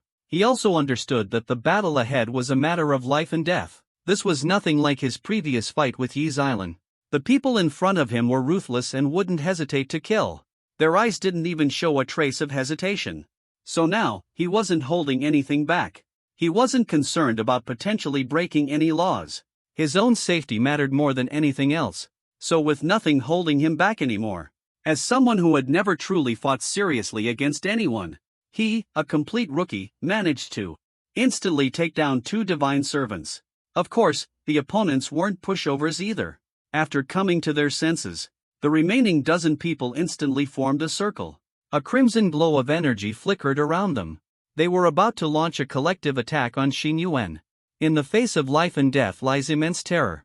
That is the most effective way to toughen someone up. Xin Yuan, as a freshman who hasn't undergone any training before starting school, had no prior experience with any kind of simulated practice, was thrown straight into a life-or-death battle. This pushed his potential to its absolute limit, and also revealed his natural talent for combat. These experiences are more valuable than spending a month on the academy's training field. They provided him with practical combat insights. For example, no one had taught him this in advance, and his mind was almost entirely blank without much thought process. Acting on instinct, he made the move that was most advantageous for him at that moment, ignoring the attacks around him. A glow of icy blue light surrounded his entire body. He created a very simple, yet incredibly sturdy suit of ice armor for himself.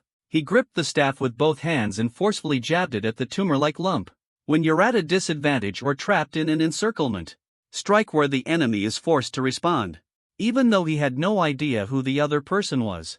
But it looks like some kind of cult ritual. The other side seems to place great importance on this tumor-like thing. Sure enough, his move immediately got him out of a tight spot. All the enemies redirected their attacks toward him. At the same time, there was a lot of shouting and yelling. How dare you! You lowlife, this is blasphemy against the sacred protector's womb. Damn it, all the hooded figures jumped out at once. There were two of them, even going so far as to use themselves directly. Stood right in front of that tumor-like mass. Judging by the way it looked, Xin Yuan suspected the other person was protecting their own father. Not even with this much seriousness. This simple strike immediately broke through the opponent's encirclement. Achieved a result beyond Xin Yuan's expectations. He was fully aware of why he came here in the first place. With one hand, he grabbed those two kids off the ground. At this moment, he couldn't care less about being gentle or not. With a hard yank, the blood vessels connecting the 10 fingers of the two children were torn apart instantly, causing blood to splatter everywhere. Although they had already lost consciousness by now, this action still caused the two children to let out a few faint murmurs of pain, their faces twisting in agony. And after a few turns they jumped up. Xin Yuan quickly pulled ahead of everyone in front, creating a significant gap. This finally gave him a chance to properly look down at the two kids. Both of their faces were twisted in pain. Their complexion was pale. It was obvious they had lost a lot of blood. There were no other visible injuries on their bodies, except that the fingernails on all 10 fingers had been completely pried off. Such wounds were extremely horrifying to look at. Just looking at it makes you feel the pain. Xin Yuan still doesn't fully understand right now whether these two kids passed out earlier from excessive blood loss, or if they fainted from the pain. But thankfully, judging by their condition, they seem to still be alive. Using his own abilities, he completely froze their fingers. It was a simple way to stop the bleeding. For now, he placed them aside. The two children providing blood have already been taken away. Now that blood-red lump of flesh has visibly dimmed a lot. Its pulsation, resembling a heartbeat, has also weakened. The rhythmic thumping, almost like a heartbeat, has grown faint. Even the heartbeat-like rhythm has become much softer. "You bastard, how dare you bring the offering back?" One of the men in black robes roared furiously. He conjured a blood-red blade in his hand and charged straight toward Xin Yuan. Xin Yuan remained motionless in place and suddenly raised his left hand with force. Aim at the black-robed figure rushing forward. In an instant, frost spread all around. A harsh whiteness covered the land. The space in front of Xin Yuan instantly turned into a snowy kingdom. Earlier, he held back for fear of accidentally hurting the two children. He didn't dare to use his wide-range freezing ability. But now, things were different. The black-robed figure's body stayed in a forward-charging stance. Yet it was as if it had been put into slow motion, gradually freezing in place. The blade in hand maintained its forward-thrusting stance, permanently frozen to the ground. How is that even possible? You call this a superhuman ability? Ranked as none. You call this a level 1 talent? The man in the white robe on the other side furiously yelled at the people around him, then turned to face the apricot garden across from him. "Kid, you're stronger than I thought you'd be. But do you even realize what you're desecrating? Return the offerings. It was their honor. When the time comes, the Lord of the kingdom will bless them with a soul. Eternal peace for all generations." "And who are you, exactly? You're not listed anywhere in my records. Maybe we can have a talk." Xin Yuan straightened up. He could clearly feel it. This battle. His abilities had undoubtedly improved in every aspect. A chilling aura enveloped the surroundings. An icy blue, menacing battle armor protected all the critical parts of his body. Half of his face was covered in blue and white frost patterns. Even his eyes had turned completely white. Xin Yuan stood there, like a war god from an ancient icy and snowy relic. "Am I stronger than you thought? But you all seem weaker than I expected. As for who I am, I'm just a rookie." As soon as Xin Yuan said this, it completely threw off the vibe of everyone on the other side. What kind of statement is that? Why does it sound so improper? The previously tense atmosphere. Why does your attitude seem so casual? Regardless of how absurd the attitude shown by the source might seem, no matter how nonsensical it is, his strength is something everyone can clearly see. No one dares to show the same disregard as before. The ice sculptures in front and the two bodies lying on the ground serve as a reminder to them that the person standing across from them is not someone to mess with. The man in the white robe seemed to realize that Xin Yuan was not easy to provoke. He started to sound a bit more conciliatory. "Young people shouldn't be too impulsive. As long as you're willing to turn back, the Lord will forgive everything you've done. Your ignorance and foolishness stem from not knowing the truth. If you understood the Lord's great power, you would regret your actions today." Xin Yuan had no intention of dealing with him. In his perspective, people brainwashed by cults like this one have nothing worth discussing. The way they think is completely different from normal humans. This point is similar to the world he lived in before he traveled through time. His eyes slowly swept across each person's face, silently counting their number. 123, a total of 11 people in black robes, plus one person in a white robe. Xin Yuan responded, speaking while maintaining steady breaths, recovering the physical strength and energy he had used earlier. "Faith, back in my hometown, we have something like that too. People often believe in all kinds of so-called entities." The man in the white robe was momentarily stunned. Then his voice turned cheerful. It was as if he had met a long-lost relative. He quickly asked, "Oh really? Then which lord do you serve? Since you're just like us, why are you still causing trouble for us?" Xin Yuan slowly lifted his head. He seemed to be recalling something. After a long pause, he finally began to speak slowly. "It's hard to say exactly who it was. Anyway, there are plenty of them. Each one manages a different area. Some are in charge of rain. Others handle college entrance exams or finding relationships. Some are responsible for childbirth. Basically, they cover everything imaginable. Everything you could possibly need is available. In short, the time has come. People perform various rituals, praying for their protection and blessings, listening to what Xing Yuan said. The man in the white robe stood there with his mouth partially open. It felt like being in paradise. As if he were on some kind of high. He was thoroughly enjoying it, murmuring to himself, "Yes indeed. The Lord is an almighty Lord. All-encompassing. We should serve with all our heart and soul." But right after that, Xin Yuan's voice rang out once again, shattering his inexplicable daydream. "But over there, it seems we have some differences from you. To confess and pray for a match.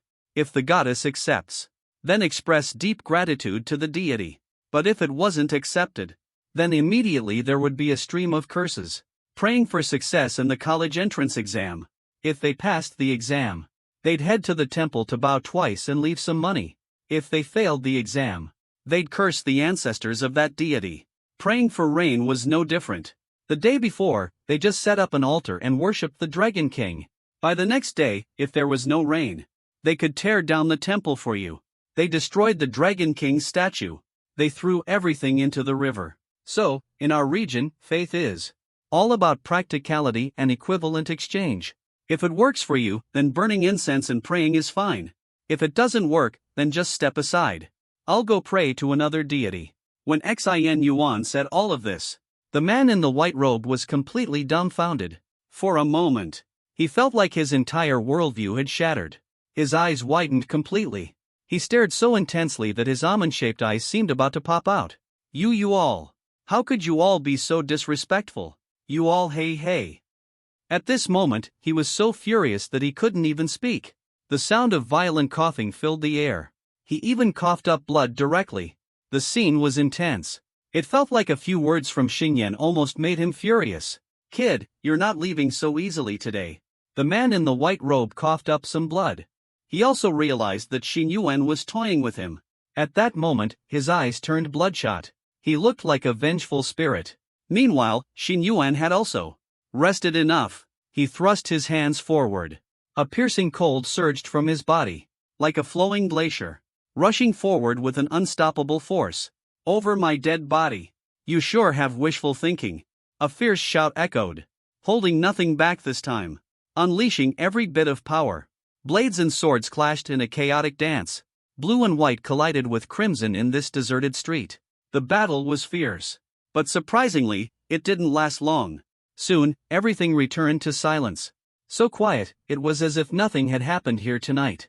Huff huff huff. The sound of heavy and uneven breathing echoed through the still night. It was like an old, broken blower.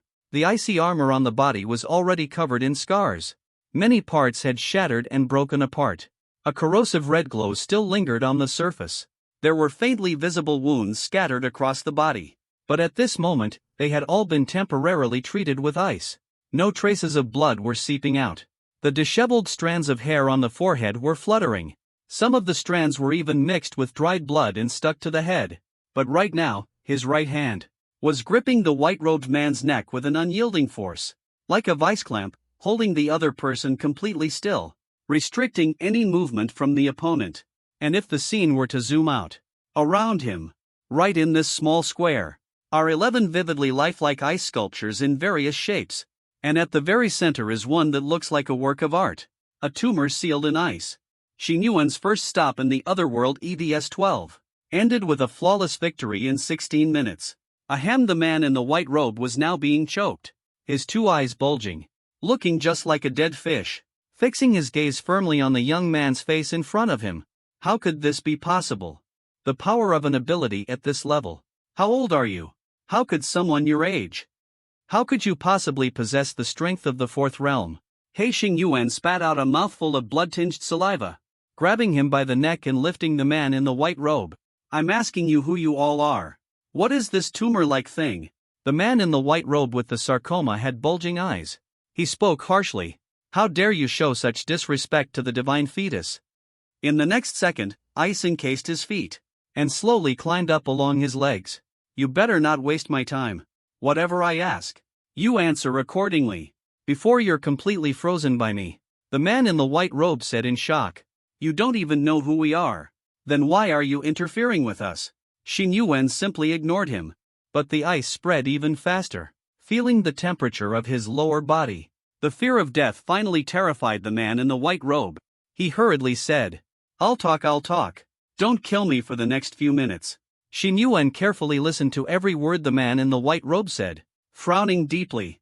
These things were completely unheard of by him before, but judging by the white-robed man's expression, it felt as if he assumed I should already know this. These people seemed to be part of some sort of religious group, calling themselves servants of God, slaves to their Lord. As for that tumor-like growth, it was the trap meant for the divine embryo. It's all about summoning the divine. Basically, it was just a bunch of random jargon. Xin Yuan only got a general understanding for now. Any other questions? Please, don't kill me. At this moment, the white-robed figure was completely encased in ice. Only the head was left uncovered. Still desperately calling for help, interrupted Xin Yuan's train of thought. Slightly lowered his head to look at the white-robed figure. Xin Yuan spoke coldly. I can answer one question for you. Why do you want to interfere with me? Because I once said, I believe all human traffickers deserve to die. I want to live up to my own beliefs. Yes, it's my fault, I deserve it. The man in the white robe sobbed and cried as he spoke.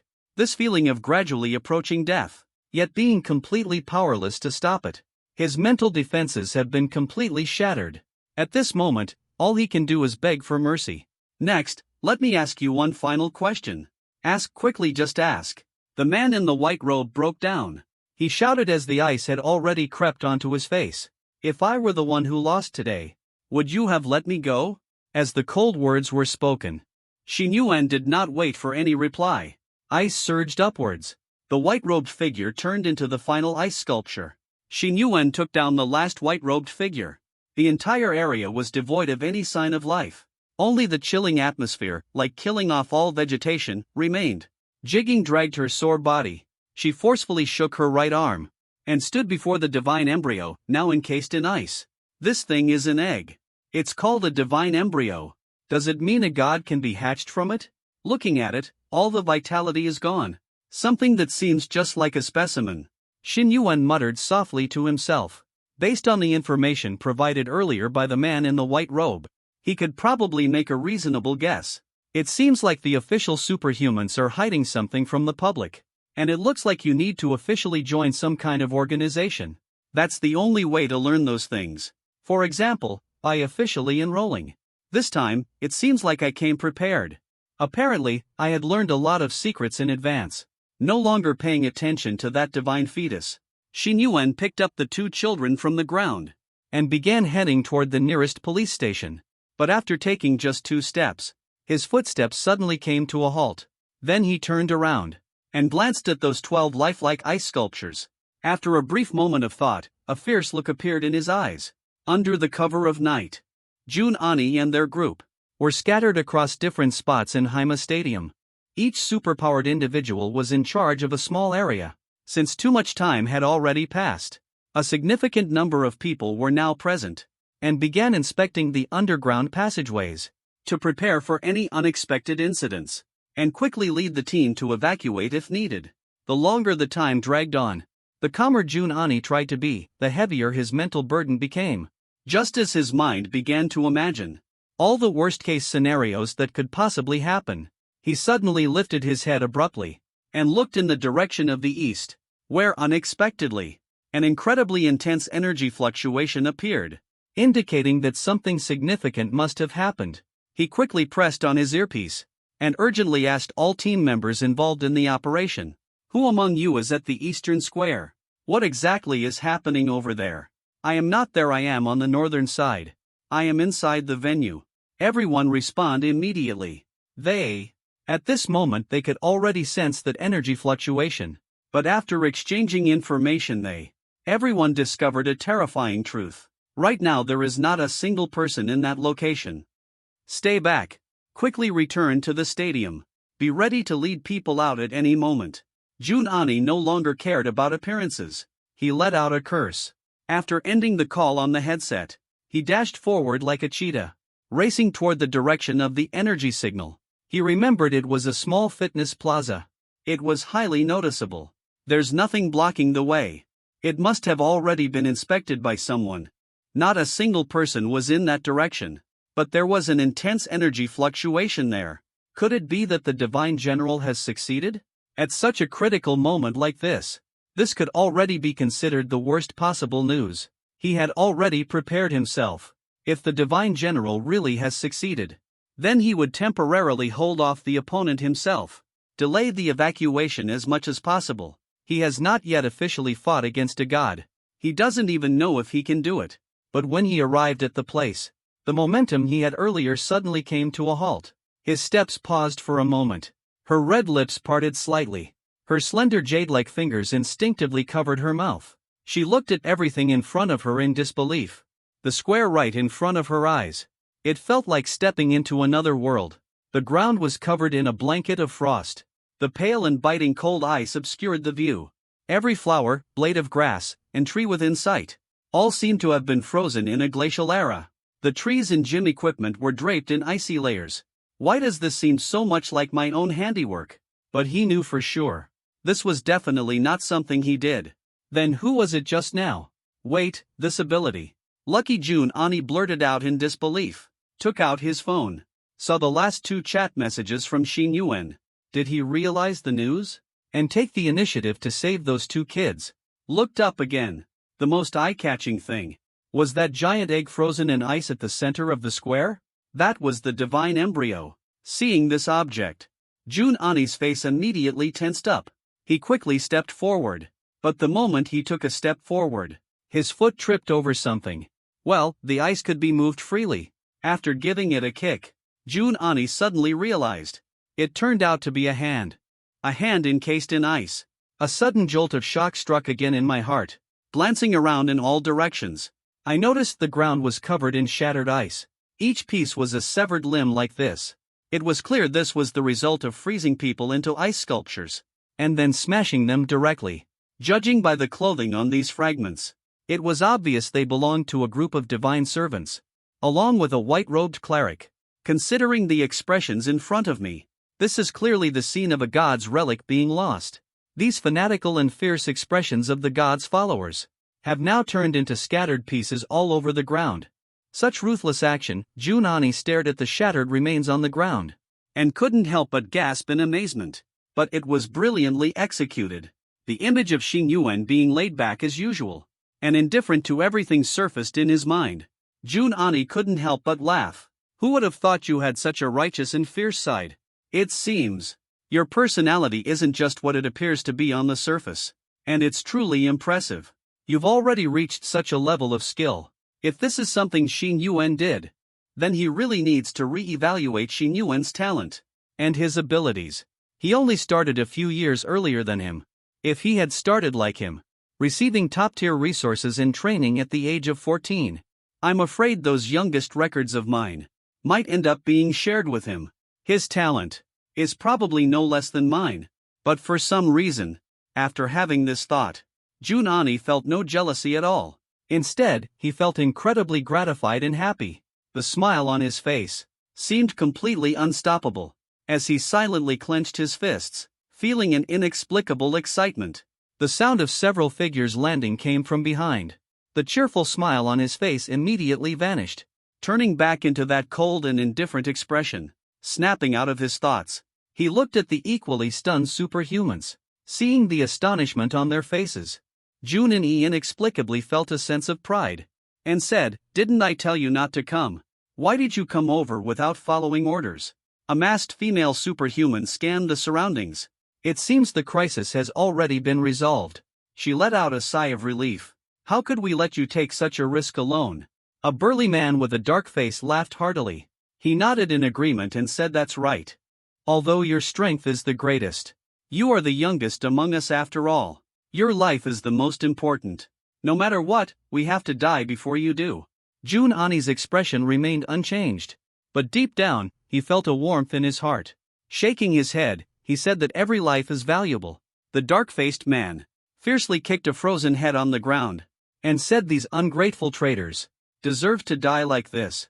You truly live up to the name of the Frost War god. You took care of them so quickly. You can tell. He clearly despises these divine servants. After all, if they really succeeded in summoning their god today, who knows how devastating the casualties would be. This is the true definition of a terrorist. Hearing this, Junani shook his head. He turned around and walked toward the frozen divine embryo. It wasn't me who did it. When I arrived here, it was already like this. A few superhumans immediately synchronized their breathing, quickly followed behind Junani's steps. Isn't it you?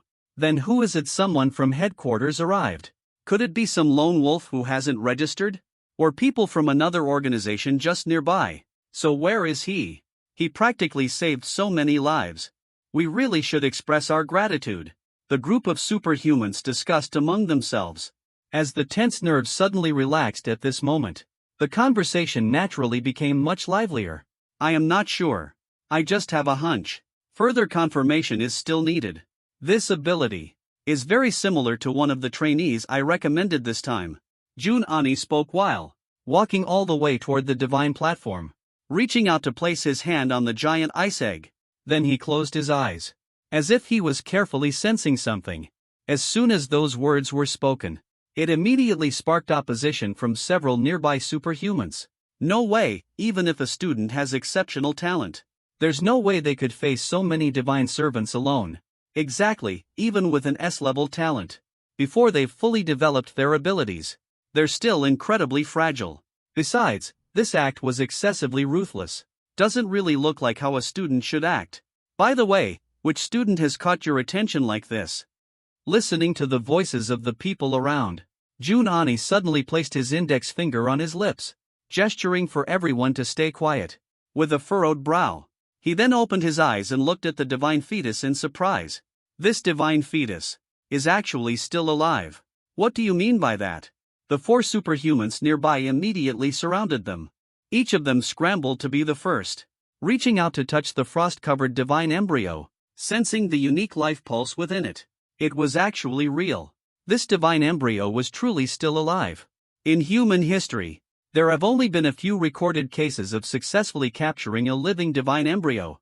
A female superhuman spoke in a trembling voice, gently stroking the icy egg, saying that including this time, there have been 4 times in total. It turned out to be a living divine embryo. It really is a living divine embryo. The burly man with a dark face firmly slapped his own hand, excitedly said, "This is great now. Finally, there's a living research sample again." Then he shifted his gaze back to Junani. "Speaking of who handled this matter, it really wasn't you, the god of war, was it? Stopped the ritual of the divine general, wiped out an entire squad of divine servants, and even captured a living divine embryo. This is absolutely the credit of Patian. Any reward for this would be well deserved." Junani also lowered his hand and said, "Yes, indeed, it is a great achievement. I have no idea how he managed to pull it off. And if I'm not mistaken, it's likely that he has no clue himself about how incredible the thing he did actually is." Hearing Junani's vague and incomplete words, the others were just as puzzled. From the way it sounds, it seems like Junani is very certain about who did this. Alright, stop overthinking it. Let's clean up the battlefield. Then, find a way to repair the nearby surveillance cameras and other monitoring equipment. Wait until it's confirmed who did this. The credit and rewards that are deserved should not be taken away from anyone. Just as Junani finished speaking, the masked woman's phone started ringing beside her. She picked it up and listened for a while. The masked woman looked up and told everyone that the Nanma Road police station had called from their end. 2 unconscious children were found at the entrance. It seems like the 2 missing children have been located. Junani froze for a moment. He quickly turned around and said, "Musi, come with me, the rest of you clean up the battlefield." Then he steadied his energy, getting ready to shift his focus. The Musi he mentioned was the masked woman. Her special ability has a mild healing effect. In case the children are in critical condition, it can be used for emergency treatment. Watching the 2 of them quickly walk away, the man with the dark face scratched his head. He started to speak and said, "This situation seems a bit strange. Why do I feel like Junani?" It's as if when he mentioned that recommended student of his tone completely changed. The person next to him chimed in as well. I don't know, but I still don't believe it. That someone who hasn't even enrolled can achieve something like this. Taking down so many divine servants and priests alone. It probably requires the power of the fourth realm. I'm only in the third realm and the last woman left. The psychic gave the two a sideways glance. While cleaning up the battlefield, they said, Are you two out of your minds? I'm not sure if you noticed this. Anyway, this is my first time seeing it today. And he smiled and spoke with such a gentle tone.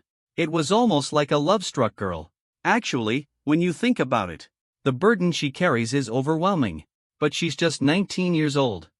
At this age, it's actually a good time to settle down. As soon as these words were spoken, the three of them exchanged uneasy glances. June, Ani and Musi moved at an incredibly fast pace. They reached their destination in no time. The moment they arrived, they saw the yellow light in front of the police station. A woman was crying so hard she had collapsed on the ground, surrounded by the nearby police officers. My child, my dear child. Please, you absolutely must stay safe. If something happens to you, how could I go on living? It was obvious. The woman, with swollen red eyes, had cried so much she could barely speak. She didn't even have the strength to say a word. Ma'am, please try to calm down. Your child has lost a significant amount of blood, but the bleeding has stopped. And there are no other complications. There is no danger to his life. The ambulance is already on its way. Please take care of yourself and don't worry too much. Even though that's what they said. How could he possibly not be worried? He clearly saw his son and daughter. All 10 of their fingernails had been pried off. He looked at the horrifying scene. It feels like a knife piercing the heart. They are still so young. Imagine how much pain they must have felt back then. Think about how hopeless they must have been. And next to them stood a strong and sturdy man. At that moment, he was lowering his head, like a child who had done something wrong. His eyes were red and watery, too afraid to say a word. Are the kids okay? June Ani stepped in front of the mirror and began to speak. That man noticed a superhuman approaching and asked in a hoarse voice, Did you save my child? June Ani was taken aback. Before he could react, the man's entire body suddenly leaned forward and with a thud dropped to his knees. A head slammed heavily onto the ground. A trace of blood instantly appeared on the forehead. This man did it for his child. He knelt down to someone at least 20 years younger than himself. Thank you all. Thank you for saving my child. June Ani looked at the man kneeling before him, quickly stepped aside, not daring to accept such a gesture. A sense of guilt kept rising in his heart. While searching for traces before coming here, his mind was filled with thoughts of justice and righteousness, all of it focused on the larger picture. The devastating consequences that the servant of the gods might bring. Worried about the massive destruction the gods could cause. Yet he somehow overlooked one crucial thing. The lives of those 2 children are just as priceless. They are also the entire hope of a family. He always arrogantly thought to himself. The devastating impact of this divine act is unimaginable. But Xing Yuan only wanted to save 2 innocent children. Please get up quickly. Actually, it wasn't us who rescued your child. We truly feel unworthy of this. June Ani stood silently on the side. He raised his hand slightly. With a pure burst of energy, he lifted the man off the ground effortlessly. Musi, who came along, didn't pause at all. He went straight into the police office. June Ani pointed at his back and explained. His superpower is related to plants. Even though the child has to go to the hospital for a blood transfusion, we can't really do much to help. But with him around, it can ensure there won't be any danger to life. Watching June Ani's actions, the man realized the 2 people in front of him were superhumans. He knew his child's life was no longer at risk. After the emotions had settled, he spoke with a slightly choked voice. Who is the person that saved our child? I want to meet him in person. And who was it that took away my child? June Ani froze for a moment upon hearing this. He didn't know how to respond, even though he had already more or less confirmed it in his heart as trust. At this moment, he still couldn't bring himself to say it clearly. It must be the hero who saved your child. We are still searching at the moment. He might not be willing to reveal his identity. Additionally, the terrorists who abducted your child have already received the punishment they deserve.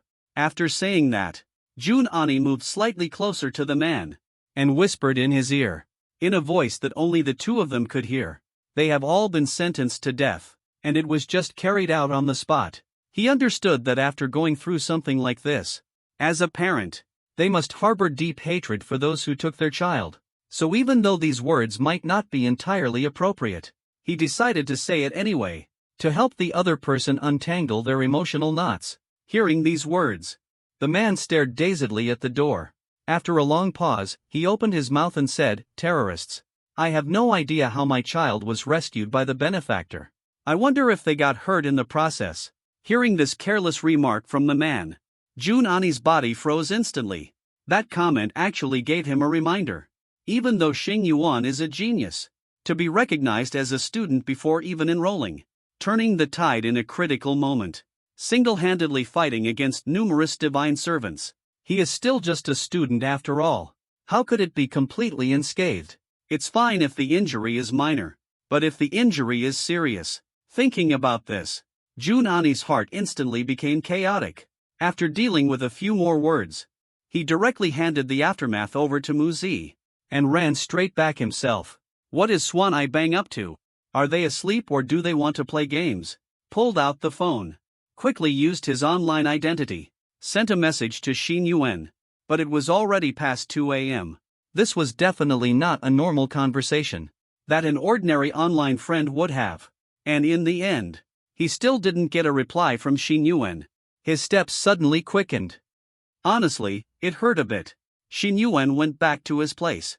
In the same building, everyone else living there was already asleep at this hour.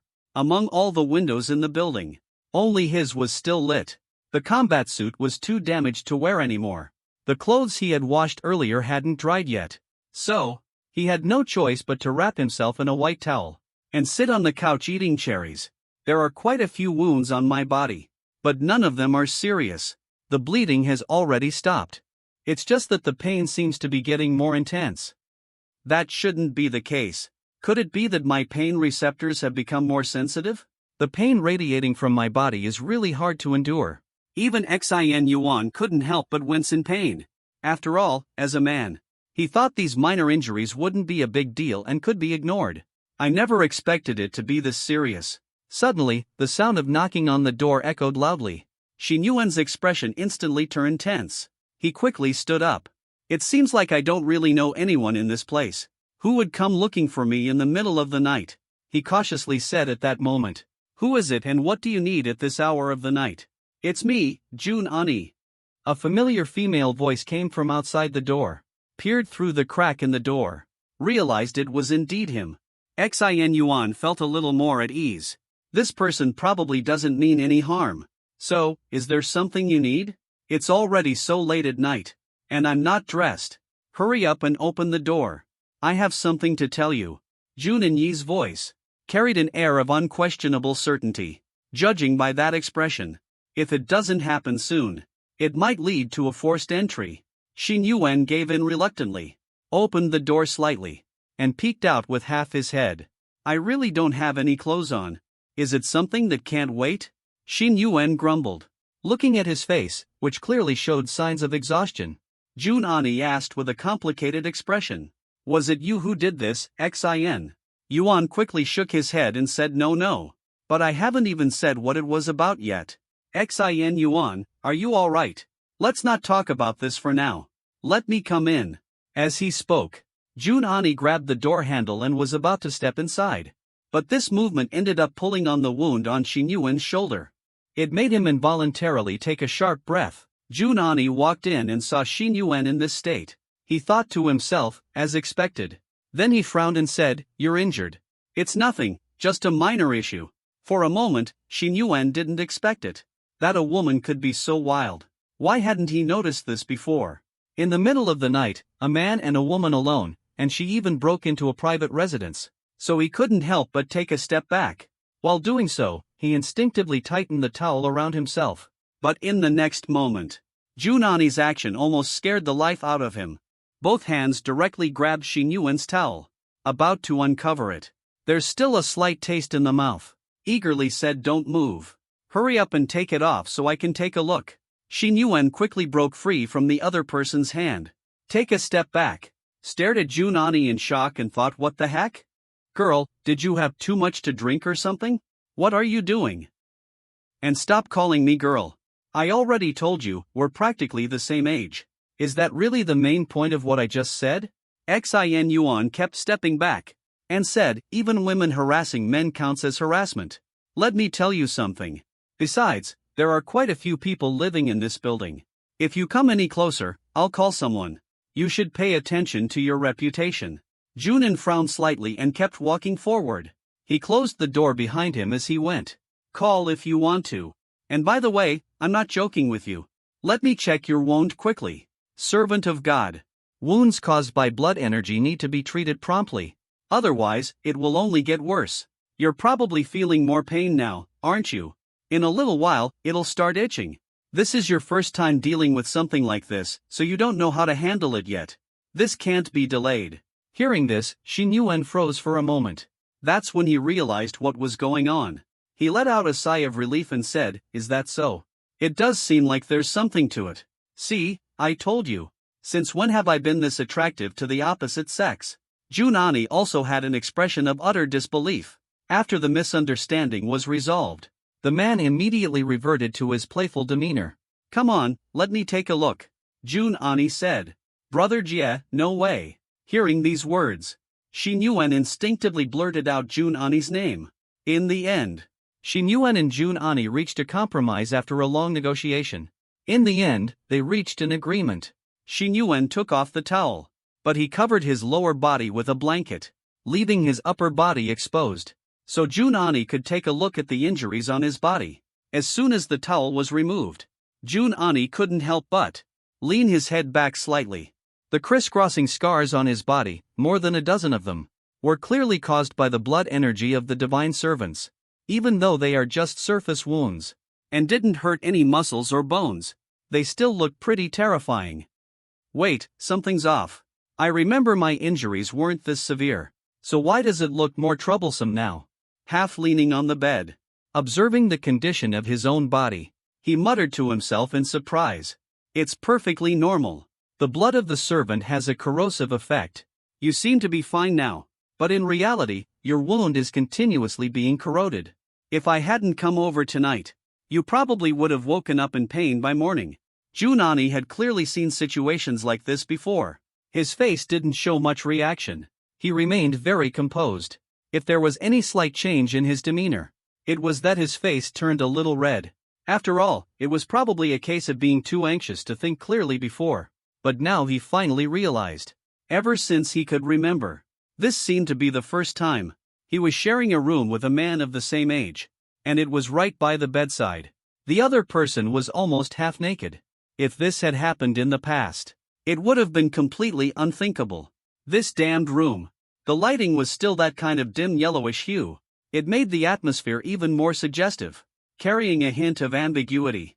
In just a few seconds, Jun Yi's mind was almost completely blank. Alright, here I go.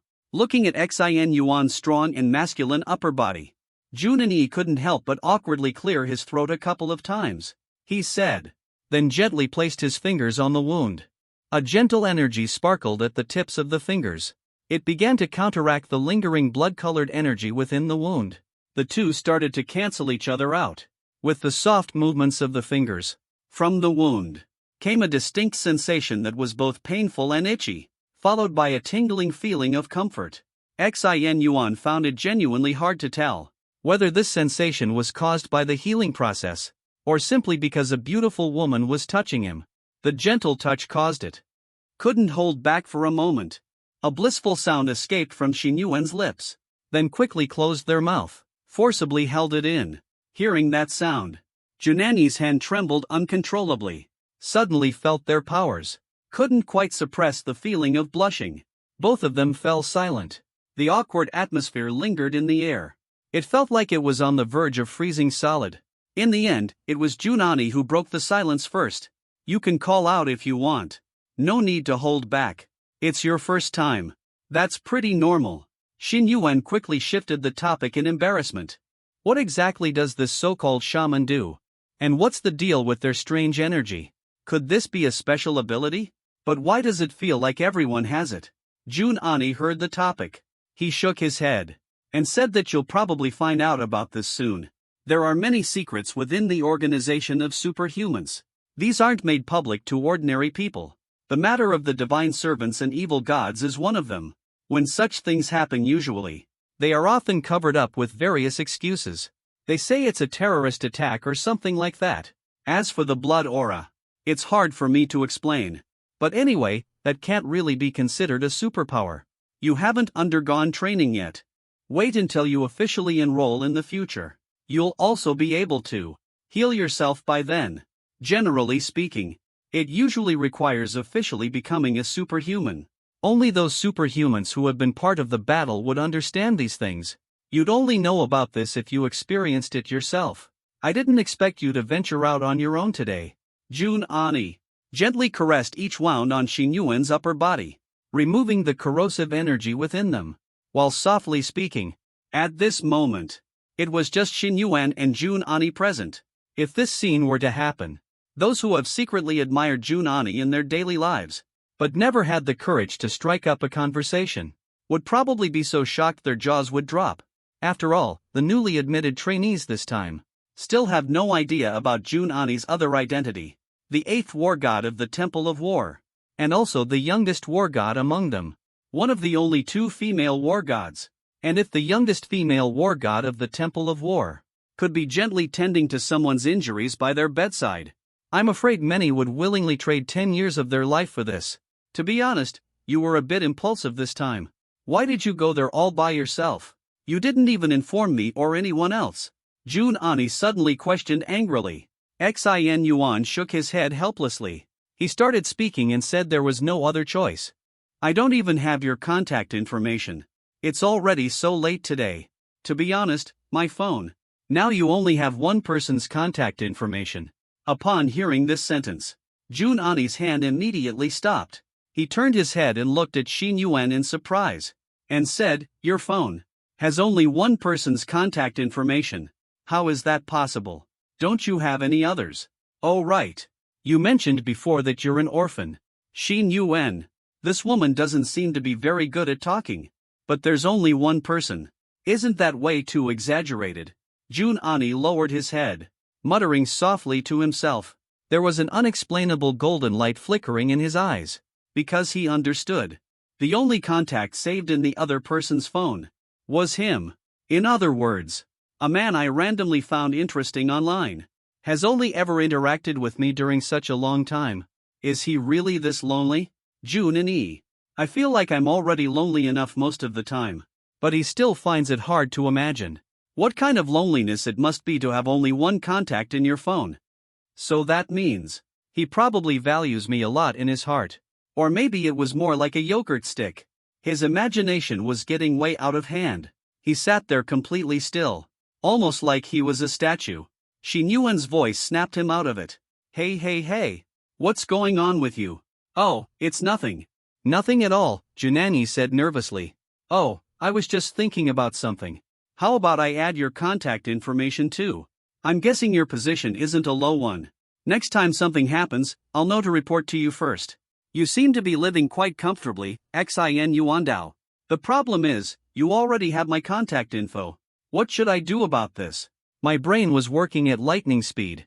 In the end, I could only come up with an excuse. I said I didn't bring my phone today. I can't add anyone for now. The conversation between the two returned to calm once again. Half an hour passed. The wounds on Xin Yuan's upper body had mostly been treated. Jun Ani said, "Why do you instinctively deny that you're the one who did it? You have no idea how much credit you've earned this time. When the time comes, the reward you deserve. And the honor won't be diminished in the slightest. You'll become a hero admired by everyone." Xin Yuan lay on the bed. I was almost falling asleep. I was speaking a bit groggily for a moment. You could say everything he said at that moment came straight from the heart. If there's going to be a reward, just hand it over to me directly. It'd be best to give me more money. I've done something really impressive after all. This is all something I deserve. But as for things like honors or being called a hero, that's not really necessary. Being a hero isn't always a good thing. I don't want to be a pushover. Once you're labeled as a good person, people will start using that label to guilt-trip you. And they'll pile on responsibilities that don't even belong to you, acting like it's completely justified. I don't think that's right. I'm not okay with that. I believe in fair trade. Getting paid for the work makes more sense. Hearing this, Hao Junani immediately felt something was off. He quickly said that something didn't seem right. Hastily, he asked why you would think that way. But after asking, he didn't get any response at all. When he turned his head to look, he realized that his eyes were already closed. His breathing was steady and calm. It was obvious that he had already fallen asleep. Wait, did he just fall asleep like that? Maybe it was just sheer exhaustion. Jun Ani thought to himself. Then his gaze shifted downward. The wounds on his upper body had already been taken care of. Logically speaking, it was time to clean the wounds on his lower body. And that's where the problem arose. Under the dim light, Jun Ani sat there alone, struggling for quite some time, until he finally mustered the courage to lift the towel. After barely managing to cover that critical area, he began cleaning up the few remaining wounds on his legs. Fortunately, Xin Yuan was sleeping pretty deeply today, and there wasn't any major reaction. Otherwise, such an awkward situation would have likely become even more intense. Another 10 minutes or so passed, with sweat already appearing on Jun Ani's forehead, before he finally finished all the work and stopped what he was doing. Honestly, with his abilities, it shouldn't have been enough to make him break out in a sweat. It was purely because he was nervous. Looking at the figure in front of him, exuding masculine energy, his face was already flushed with a rosy hue. For some reason, he felt an intense curiosity at the moment. Out of nowhere, he just wanted to lift the towel that carried an air of forbidden territory, to take a look underneath. Of course, reason ultimately prevailed. In the end, it suppressed the inexplicable impulse in his heart. After all, if by any chance she woke up during this process, he wouldn't even know if he should silence her, or what he should do about it. As he thought about it more, Jun Ani smacked his forehead hard, and said, "Oh man. Why am I suddenly thinking about stuff like this? Could it be that I've been poisoned or something?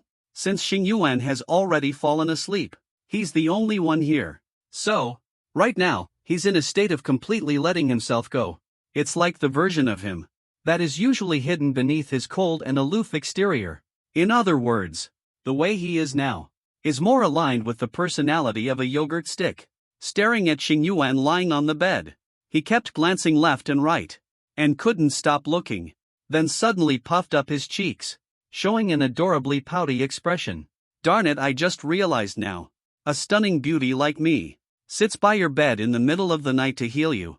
And you just fell asleep right away. How could you be so dense?" While she was there completely letting herself go, she was suddenly drawn to Xing Yuan's face. Messy strands of hair fell into place as he slept. His entire demeanor seemed so peaceful. The usual lifeless look in his eyes was gone, and he no longer had that carefree and unruly vibe. There was even a trace of drool at the corner of his mouth. Surprisingly, he looked somewhat adorable. Almost instinctively, Jun Ani reached out and poked the face that was drooling, then quickly pulled back the hand as if shocked by electricity. The face turned bright red. Not sure if it's because it's too late today. He felt that in all his life, he had never been this bold before. Whenever in front of this person, there was always a feeling of being able to be himself. Calmed the restless thoughts inside, his expression became a bit more serious. He knew it was time for him to leave. He took one last look at Lucky lying there. He calmed all the mischievous thoughts in his heart. With a slightly complicated expression, he silently thought, "You want benefits. You want money but have no desire to be a good person. You think being a good person comes with all sorts of disadvantages, but when you decide to go out on your own, you have no idea this time you might gain some benefits. Or maybe not at all. Not sure if I can match up to the other person. So why exactly would someone say that? Is it loneliness? Or is it a lack of trust in others? Or could it be something else?" After thinking it over for a few minutes, in the end, just shook my head. Decided not to overthink the thoughts of this strange person for now. When heading out, casually picked up that set. The battlesuit was already badly damaged. Planning to throw it out. After all, it was already torn up like this. Just grab a new set for him when we get back. But as soon as it was picked up, it immediately felt like the weight was off. And there was also a clinking sound. Frowning slightly, shaking it hard, a dozen small metal objects fell out. Picked it up and glanced at it. noticed the angel figure carved on it, along with the unusual patterns. It was clearly something belonging to a servant of God. It turned out those dozen or so servants of God were turned into icy treats by Xing Yuan, and every storage item they had was completely looted by him, judging by the quantity. It seems like none were missed. Junani, I am truly speechless about that. Glancing at Xing Yuan, his sleeping posture was not exactly elegant. The corner of my mouth twitched involuntarily once again. You really live up to your reputation. A few minutes later, Junani stepped out of Xing Yuan's room. He made his way downstairs. His expression returned to its usual calm and indifferent demeanor, just like his typical image as the icy war god. Then, he dialed a phone number. The battlefield has been completely cleaned up, right? Report to headquarters as soon as possible. Request the restoration of the relevant surveillance footage. Also, summarize the overall situation. I will inform the Academy and the Human Alliance later. Once that mysterious person is found, all the rewards they deserve this time still need to be issued to them. After hanging up the phone, Junan turned back to glance at the pitch-black building. Don't worry. The benefits you deserve will definitely not be reduced in the end. The next day, it wasn't until mid-morning. The sunlight had already filled the entire room. Xing Yuan was finally woken up by the blinding sunlight. Lying in bed, he spaced out for a moment. Only then did he remember what happened last night. He quickly turned over in a hurry, sat up and looked around. Junani was already nowhere to be seen. The dozen or so intersecting scars on the body. At this moment, most of them had already healed. Quite a few had even faded to just faint red marks. Casually threw on a piece of clothing, rose to their feet, caught sight of a ring lying on the coffee table with a sideways glance, and also noticed a piece of paper beside it. The handwriting on it was clearly written by a woman.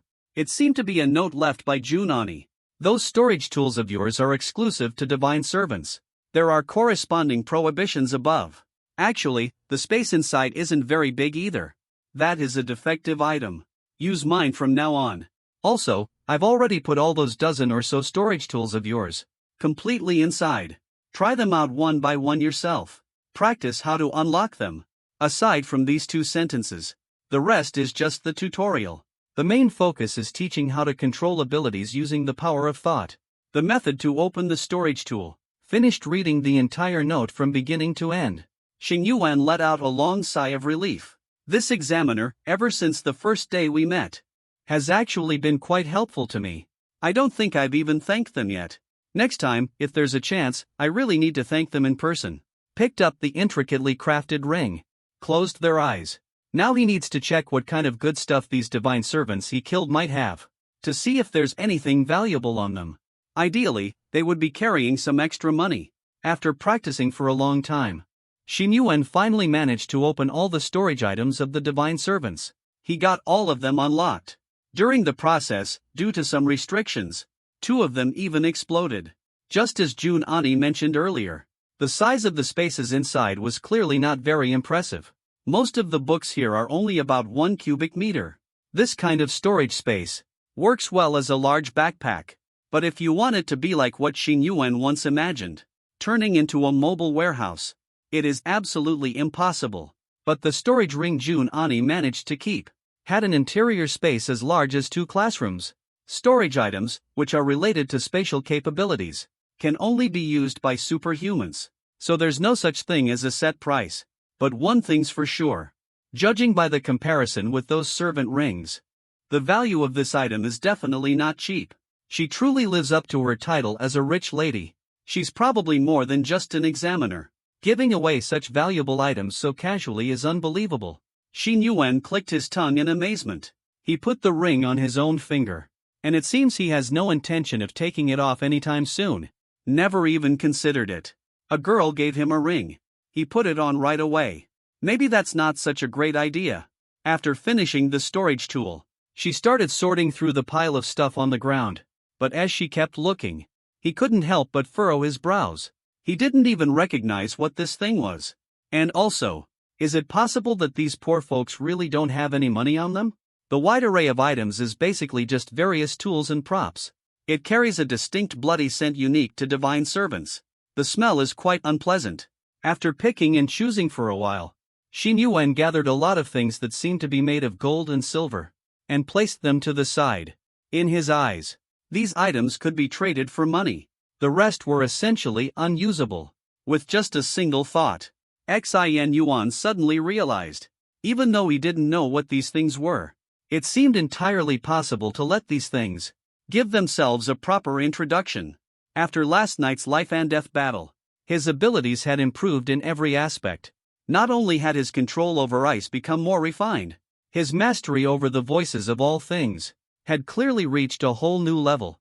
The sound of all things. The ability was activated. Xin Yuan began to look at every object with anticipation in his eyes. He eagerly observed each item. The result. The first sound that reached his ears hit him like a blow. It was a harsh awakening. The pure silver scepter represents divine authority. Even though it appears thick, long, and large, I am, in fact, a proper and legitimate object. Xin Yuan didn't say that before. He clearly hadn't thought much about it yet. This description was just like that. He stared at the shape of that thing. The longer he looked, the more something seemed off. He couldn't go back to the way he was anymore. Fine, he reached out his hand with a blank expression to move the item that looked remarkably like a certain object, and placed it out of his line of sight. Out of sight, out of mind. Once you put on the mask of me, only then can you catch a glimpse of the divine radiance. The blood sword talisman. A single-use item designed for launching attacks. The pure gold bracelet holds unparalleled power. But I know your indifference to such things. I have a gold content of 9,999, making me extremely valuable.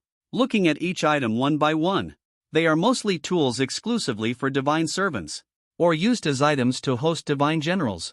Aside from some one-time use talismans that are somewhat useful, the rest didn't catch Xin Yuan's interest much. Quickly absorbing the information, just as Xin Yuan started feeling bored, something suddenly caught his attention. It was a red envelope, extremely inconspicuous, tucked underneath everything else. At first, Xin Yuan didn't even notice it. The divine general detailed the specifics of this operation in the envelope, the great name of the Lord, and the operation route provided by the internal spy. Note that this operation is of utmost importance. It is a direct dialogue between the Lord and humanity. Failure is not an option.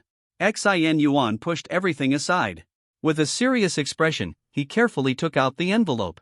Just from hearing this description, he immediately understood. The sound of everything around me definitely feels right. This operation must be referring to what happened yesterday. Xin Yuan stared at the red envelope, muttering to himself, that spy meeting. Could it be implying there's a traitor among the superhumans? And judging by how it was described, it seems to be something that actually exists. Thinking of this, Xin Yuan immediately wanted to open that envelope, but it ultimately didn't work. The texture of that envelope felt as smooth and solid as a piece of jade. It was simply crafted into the shape of an envelope. After thinking it over for a moment, he decided to use the method of probing a storage ring by focusing his mind into the envelope. But as soon as he had this thought, the sound of all things seemed to activate passively. A deafening noise erupted. Once again, sounds came from all directions. This time around, compared to last night when he dodged that wave of blood-red sword rain, it was even more piercing and chilling. Be careful not to look directly at it. The sharp, shrill sound made Xin Yuan's ears ring for a moment. His hand instinctively loosened its grip, and the envelope fell onto the ground. Damn, this thing is pretty dangerous. He realized there was no point in keeping this thing with him. We need to quickly find an opportunity to submit it. It should be fine to hand it over to Junani. Meanwhile, Junani is handling a lot of complex tasks. He seems extremely busy. Thanks to Xin Yuan's efforts last night, he managed to prevent the God General from causing any consequences. So the students didn't notice anything unusual. They even thought that nothing had happened. But in reality, it was a really big deal. Adding the issue of handling the active divine embryo, especially at such a critical juncture, it wouldn't be an exaggeration to say it shook the entire world of superhumans. Therefore, Junani, as a senior figure, needs to report to all parties, to collectively discuss the matter. Hung up the phone. Junani rubbed his somewhat throbbing temples, muttered to himself whether to continue the original assessment. That could work too. After all, no consequences came out of it. relaxed the tension in my mind for a moment, turned around to look at the many superhumans who were deep in discussion. Yesterday's divine warrior was truly dangerous. There wasn't any warning at all. This is seriously uncanny. Even though we have always stayed on high alert and never let our guard down. It's just so bizarre. And it was even a barrier without any energy properties. Unless you find the right method, there's absolutely no way to break it. You really have to admit, that unknown hero yesterday was truly amazing. They located the barrier and wiped out all the divine servants. They are definitely an expert. And they showed incredible humility. After accomplishing such a big deed, they just left quietly hiding his achievements and reputation. So impressive listening to the excited discussions around him. Junani silently smiled and shook his head. It's truly unimaginable. When these people find out about last night's heroic feat, it was accomplished by someone who hasn't even started school yet. Someone with a talent level of just 1. What kind of expressions will they have? He was actually looking forward to it. Just at that moment, the phone rang again. Junani thought it might be someone coming to ask questions again. Without even looking, he answered it right away. But immediately after that, his expression turned a bit helpless. It seemed like a voice he wasn't too eager to hear. "Oh, our young and beautiful goddess of war, what's going on? You actually picked up my call in seconds. That's truly unbelievable." I felt completely overwhelmed and flattered. As soon as the call was connected, a sarcastic female voice came from the other side. "I heard you asked the Academy for an extra guaranteed spot. It's truly unbelievable." I was scared out of my wits at that moment. I was wondering, what kind of rare genius could catch your attention? Later, I started asking around everywhere. Only now did I realize. Turns out he actually has top-tier talent. Wow, that's incredible, truly remarkable. It's truly one of a kind. To find such a promising talent for the Academy. It's truly a blessing for our Eastern Academy. The owner of this phone had a naturally soft and slightly alluring voice, with deliberate exaggeration in her tone. It sounded even more unnervingly strange. Junani listened to that voice and felt a bit uncomfortable, even moving his phone a little further away. He waited until the person finished speaking, before suppressing the dissatisfaction in his heart, and, holding back his anger, said to Li Qian, "Stop being so sarcastic here. I chose to give him the recommendation because his talent is undeniable. He truly deserves the recommendation. I added an additional guaranteed spot, just to select someone with potential." The other person heard this, and immediately let out an extremely exaggerated, sharp intake of breath, making it easy to imagine what kind of expression they must have had at that moment. Hearing that sound, Junani once again couldn't help but pull the phone away from his ear. "Wow, that really suits the situation. I'm confident about this. You must have found someone with just a level 1 talent, but can still achieve a remarkable SSS level performance. It's incredible to come across such a 1 in a billion occurrence, and it totally makes sense for it to happen to you. Since you're so certain about it, why don't we compare during the assessment in a few days? Let's see whose pick performs better. I trust that the level 1 genius you chose will prove impressive. It will definitely deliver an impressive performance." Junani took a deep breath. This kind of harsh and sarcastic tone, he found it really bothersome to listen to, but he couldn't directly fall out with them, because the other person was not really an enemy. The other person had the same role as him this time. They were also an examiner in a high-level test venue, and their position was quite unique. The person's name was Li Qian. He and Junani have known each other for quite a long time. Neither of them entered the school through the regular college entrance exam process. Instead, they were noticed for their talent by the higher-ups due to a twist of fate. They joined the Advanced Academy at a very young age, receiving specialized training, and because they enrolled earlier than others. The dean of the Eastern Academy treated him like a daughter during his childhood, always caring for him as if he were her own child, and he was equally gifted and intelligent. Before Junani arrived, he has always been regarded as one of the most talented among the younger generation in the academy. He is considered the most gifted among the younger crowd.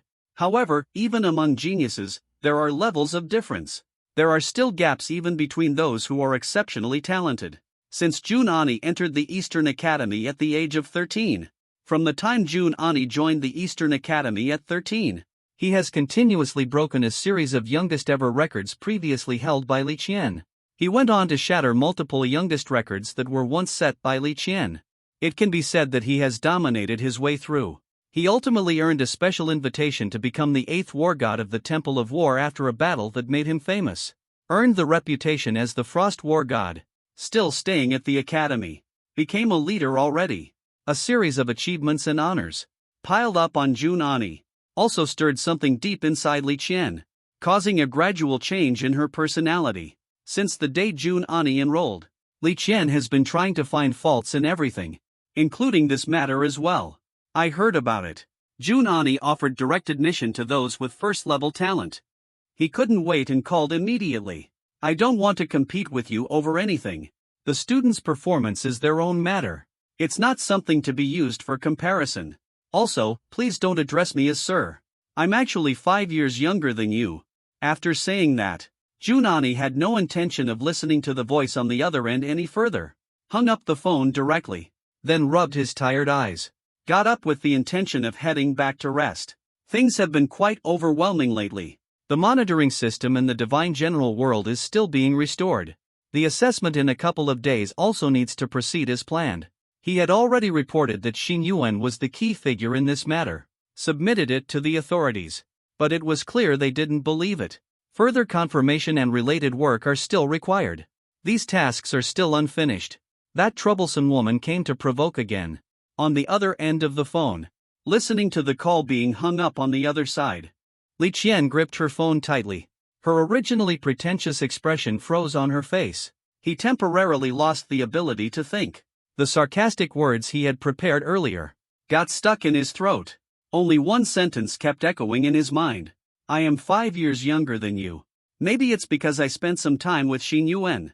Time has made Junin lazy, and now he's picked up some bad habits. He knows exactly what to say to leave people speechless. After cursing, he hangs up the phone immediately. He blocks the number without hesitation. This completely shattered Li Qian's composure. Oh my, you wretched person. Then tried calling several times in a row. But couldn't get through. Li Qian was furiously scratching her scalp. So angry that her words came out all jumbled. Clenching her fists tightly. Suddenly whipping her head around with force.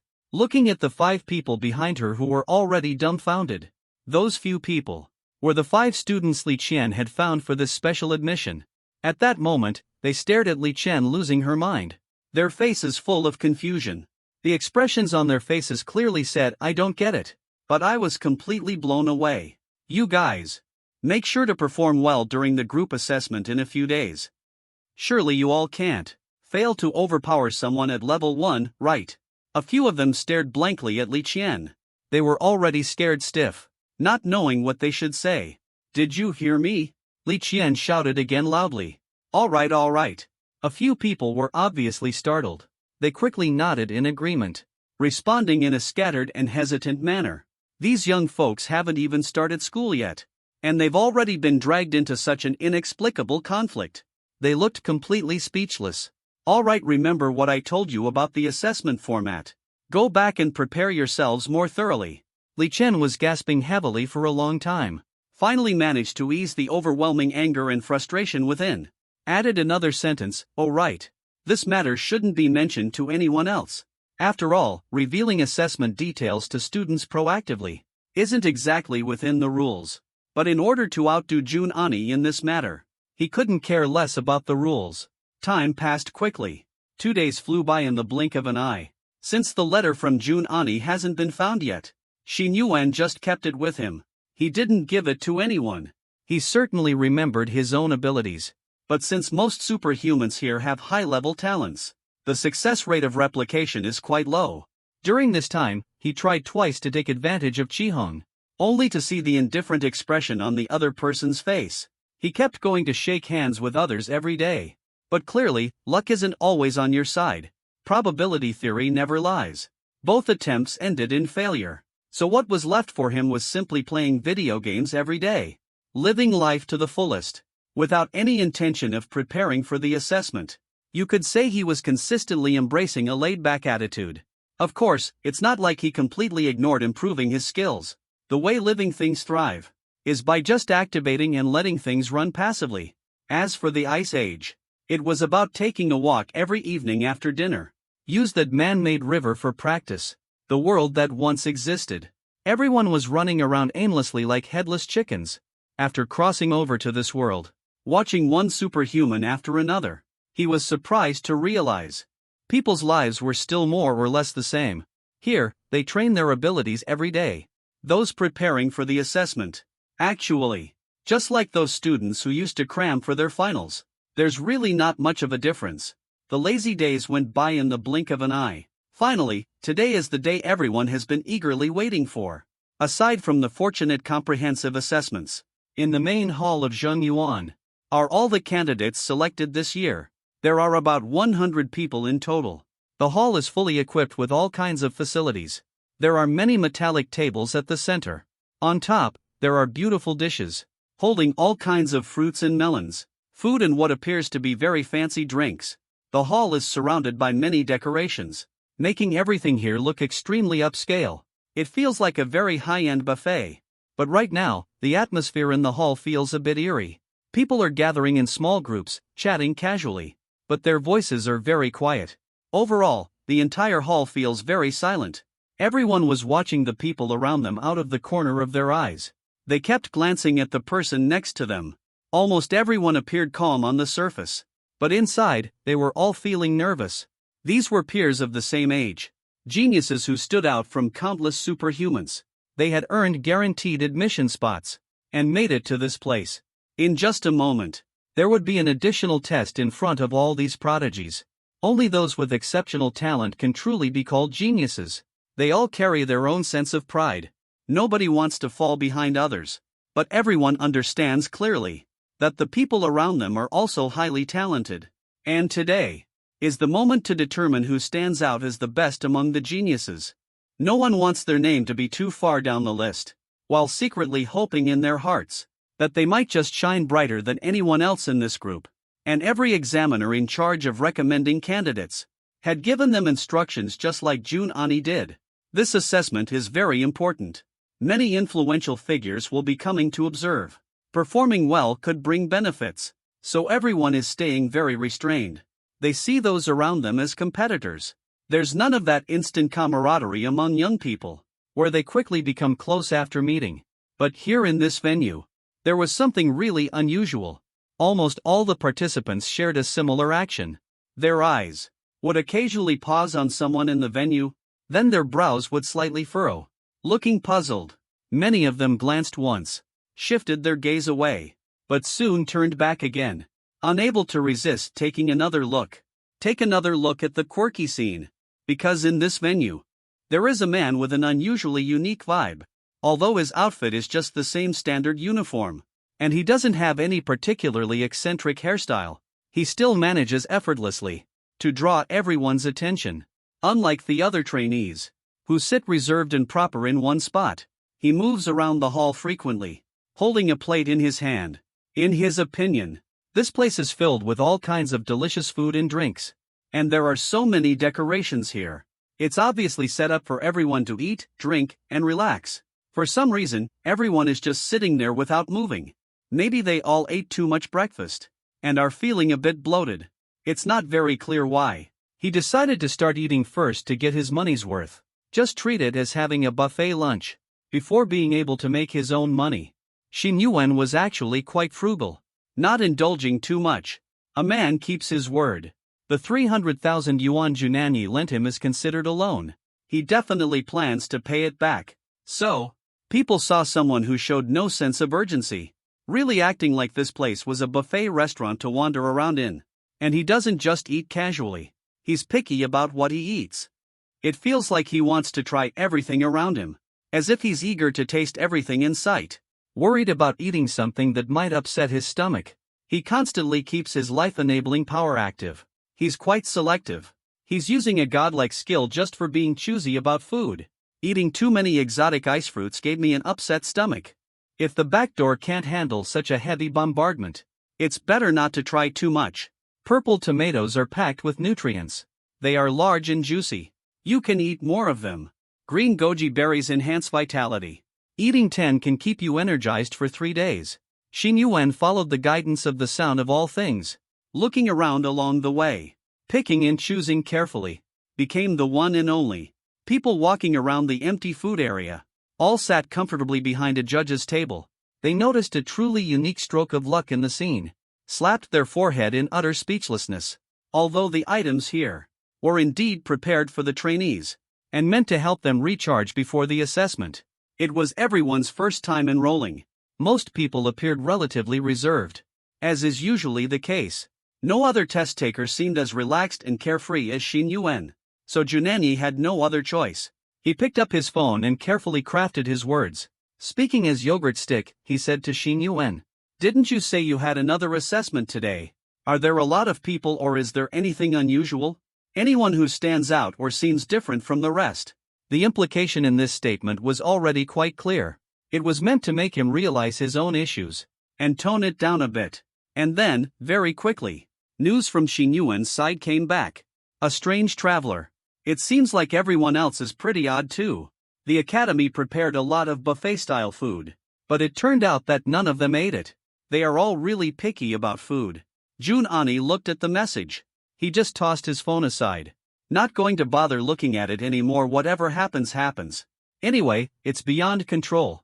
At this moment, Li Chen arrived at the scene as well. Junani was seated at the judge's table, in the role of the Frost War God. Logically speaking, someone like Li Chen, a proctor, wouldn't need to come. But today, she came specifically to find fault. She made a special trip here. Initially, she planned to look for that level 1 trainee, but she spotted them at a glance. The art style and atmosphere felt completely out of place with Xin Yuan. As I got a bit closer, I noticed the energy card on the front of his combat suit was only level 1. Li Chen felt a jolt of surprise. She looked up at Xin Yuan's face. His expression was filled with confusion. He thought that someone at level 1 being recommended, no matter what method was used to achieve it. It still felt like a husky had wandered into a wolf's den. And so, while searching for someone, he originally thought it would be pretty hard to find. He assumed the other person might be hiding in some corner, cautiously curled up in a spot, feeling insecure. This outcome was something he never would have expected. A typical earthy guy. Where does your confidence even come from? Standing in front of Xin Yuan, looking at his calm expression, as if he genuinely only cared about the food, Li Qian felt a sudden and inexplicable surge of anger inside her. It was just an unprovoked burst of frustration. This guy was just as infuriating as Junani, so she immediately spoke up in a sarcastic tone. "Oh, the great genius. You seem to be enjoying your meal quite a lot. Looks like you've almost finished all the purple tomatoes. Do you normally not have enough to eat?" Xin Yuan turned to glance at him. The other trainees were all dressed in combat uniforms, but the person in front of me is clearly different, so they mistook him for a waiter. He said, "Hello. Could you please bring more of this? It's not enough and others haven't eaten yet. They haven't even started eating." "What do you mean?" At first, Li Chen didn't understand what was happening. Then she completely lost her composure. Did they really just mistake me for a waiter? This sarcastic attitude has finally been fixed. He yelled directly and asked if there was something wrong with your eyes. "I'm not a waiter. Is this how you show respect to your seniors?" "Alright, I admit that I was wrong." Xin Yuan frowned. He thought to himself that this person really has a bad temper. Admitting a mistake shouldn't lead to this kind of reaction. He casually responded to brush her off. He just didn't want to deal with this woman. But Li Chen was clearly relentless. Xin Yuan's calm and casual attitude only made him even angrier, and continued saying everyone else was sitting in their own seats. "Except for you acting special. Are you starving or something?" Xin Yuan was annoyed as well, and didn't care whether this person was a teacher or anyone else. He frowned directly and asked what's wrong with the food prepared here. "Isn't this meant for the trainees to eat?" Li Qian was momentarily at a loss for words, because Xin Yuan was absolutely right. The food here is originally intended for the trainees. But he quickly shot back with a retort. "Yet nobody came out to eat. From previous years, no one has ever acted like you during an assessment." "So what?" Xin Yuan cut him off mid-sentence, using the advantage of height, looking down at his eyes from above. "It's always been like that. So does that make it right? Superhumans and ordinary people are not the same. within the classification of superhumans. The hierarchy is very strict, so for these new students who haven't started school yet, Li Qian naturally assumed they should listen to her. She had always been used to bossing people around, so he never expected it. The student in front of him actually had the nerve to talk back to him, and he was just a level 1 student. He was furious in the moment, but had no idea what to do about it. And since Xin Yuan showed no signs of hesitation, Li Qian could even sense a strong presence coming from this rookie student, which gave her an overwhelming sense of pressure. She froze, not knowing how to respond. From the moment the argument between the two began, the entire hall fell completely silent. Bystanders are always the first to arrive at the scene. So, they all heard the last sentence Xin Yuan said, including Jun Ani. Everyone couldn't help but pause for a moment. Jun Ani felt annoyed seeing Li Qian pick a fight with Xin Yuan. It was already frustrating enough. While feeling disgusted, he was also thinking, Xin Yuan seems to be at a disadvantage in front of this unreasonable woman. It looks like he might end up suffering because of this. As it turned out, he never expected this outcome. Xin Yuan unexpectedly blurted out such a golden line. You have to admit, Master Lu's ability to teach someone a lesson is truly impressive. Even in a different world, the words he once said still carry an incredibly powerful impact, leaving Li Qian speechless and unable to argue back. At the same time, it made all the participants fall into deep thought. Looking back, Xin Yuan quickly glanced at the more than 100 participants present. He pointed to the slogan on the wall and said, it's written very clearly here. Food and drinks are available for free. Please make sure to replenish your energy before the assessment. Get yourself fully prepared. So why aren't you eating? To be honest, the food is pretty good. Except for the green goji berries, it's best to avoid those. Many other things come with special effects. Some can even boost physical strength. After Xin Yuan finished speaking, he ignored the woman named Li Qian, turned around and walked away with the plate. After all, he hadn't finished his meal. It was incredibly quiet. This farce started out of nowhere and ended just as abruptly. It merely broke the stiff and awkward atmosphere in the room. Finally, Yi Zilwan and Qihong were the first to stand up. They headed outside. They also arrived at the food section. Each of them grabbed a plate.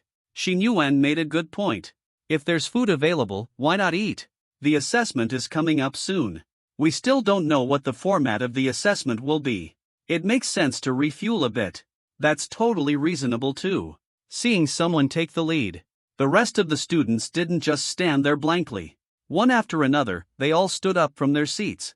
They headed over to the food area and began eating.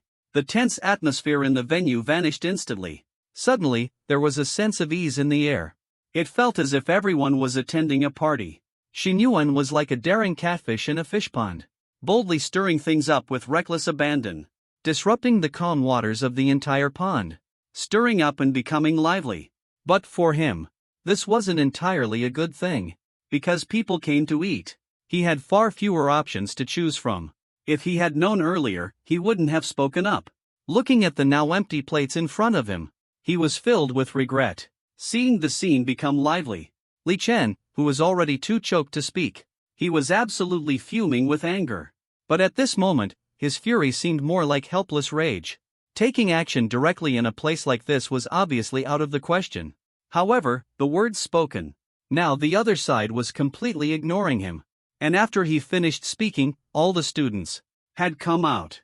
Which was, in a way, like stepping on him metaphorically. He couldn't resort to fighting. And couldn't win the argument either. People's hearts are still not on his side. Li Qian is now feeling. This man, whose name she doesn't even know, has already become more annoying than Jun Ani.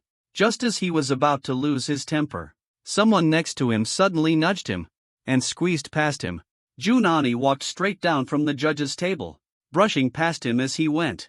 But at this moment, he didn't even glance at Li Qian. He never really saw Li Qian as any kind of rival, or anything like an enemy. It was just a simple moment of passing by. As he walked over to stand next to Xin Yuan, and casually took something from the other person's plate, picked up a fruit that hadn't been eaten yet, put it into the mouth. Why did Xin Yuan directly take his own? Never thought you would actually be able to say something like that. That's quite philosophical. Eating while at it. Junani said to Xin Yuan while facing him. What kind of words are those? Are you talking about earlier? Xin Yuan ignored the pain of Junani taking his food. He grabbed some more food and put it back on his plate. That wasn't my original sentence. The exact words are from my hometown. There is one. People who like to plant 2 jujube trees in front of their house say this. Junani gave a slight smile. He didn't understand, but he's already used to it now. Xin Yuan said things he couldn't understand. He didn't pay attention to it. He just reminded once again. That woman from earlier might have been targeting you. The fact that you eliminated a divine servant on your own hasn't been revealed yet. As far as everyone else is concerned right now, you're still seen as someone who's only at the first level. This evaluation is your chance to silence everyone. Remember to perform your best. Also, be cautious of the people around you. Junani hinted at this again as a reminder to Xin Yuan. He nodded slightly. These past few days, Junani had reminded him so many times that it was almost annoying. Of course, he wouldn't really be as careless as he appeared. But honestly, if someone truly dislikes you, no matter what you do, you can't stop them from talking, Xin Yuan said. So there's no need to care too much about it. Of course, for this evaluation, I'll try my best to get a better score. The two of them chatted on and off like this, both feeling relatively at ease. After all, Xin Yuan was already confident in his own abilities, and Yi was even more confident than he was. On the side, Li Qian, lost in the crowd and unnoticed by anyone, stared intently at the two of them. Her expression looked as unpleasant as if she'd swallowed something bitter. The senior student. This first year really has no sense of rules at all. He managed to get in purely by talking his way through. A boy standing nearby walked over and said with a slightly ingratiating tone, he is one of the students recommended by Li Qian. The main goal was to curry favor with Li Qian. Besides, he also looked down on level 1 superhumans. And as for level 1 luck, being able to associate with someone like Junani, who was at the judge's level, and having such a good relationship with them, this made him even more jealous. That's why he came looking for Li Qian. Li Qian had a hard time finally hearing someone agree with her. Immediately turned her head fiercely, spoke as if pouring out emotions. I've never seen this before. Junani has never been this close with anyone. This guy is either a family relative, or he's just some boy toy. Yeah, I think so too. The guy has absolutely no opinion of his own. Whatever is said goes. Yeah, just agreeing is enough. Li Xian's eyes shifted slightly, then leaned over to the boy's ear and whispered, Lu Peng, remember when I speak later. A loud mechanical clang was heard.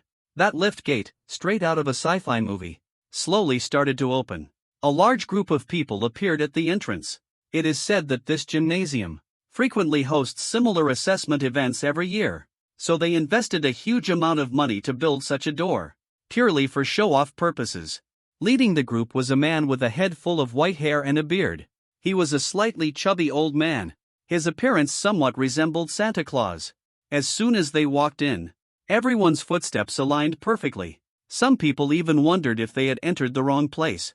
They were the observers for this evaluation, including representatives from various academies, as well as leaders from well-known superpower organizations and the like. This was the kind of evaluation held for direct admission candidates in the past. They've been involved many times before as well. It's the first time they've seen a scene like this today. Over 100 scattered trainees were also stunned, looking at the mix of people at the door, all different in height and size. They guessed the assessment was about to begin. It only took them a few seconds to react. The chubby old man immediately burst into a hearty laugh. He started speaking to all the trainees with a big laugh. This batch of trainees seems different from the past. They all have strong mental resilience. Their personalities are quite lively. Is this how it should be? Young people always seem to lack sharpness. Why hesitate and hold back? If you have something, it's meant to be used. All right then. The old man looked up at the clock on the wall as he spoke, then continued, it's 9:10 now.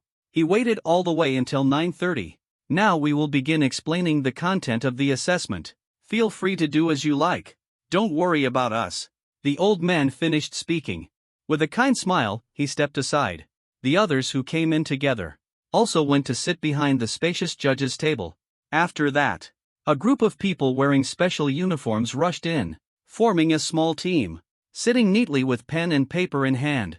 If someone pays close attention, they might notice. The number matches exactly with the students. The chubby old man kept walking toward the crowd. He seemed to possess some kind of charm. Even though everyone knew he held an extraordinary status, hardly anyone seemed to notice him. It was as if his presence suddenly vanished. At this moment, Shin Yuan finally remembered the red envelope.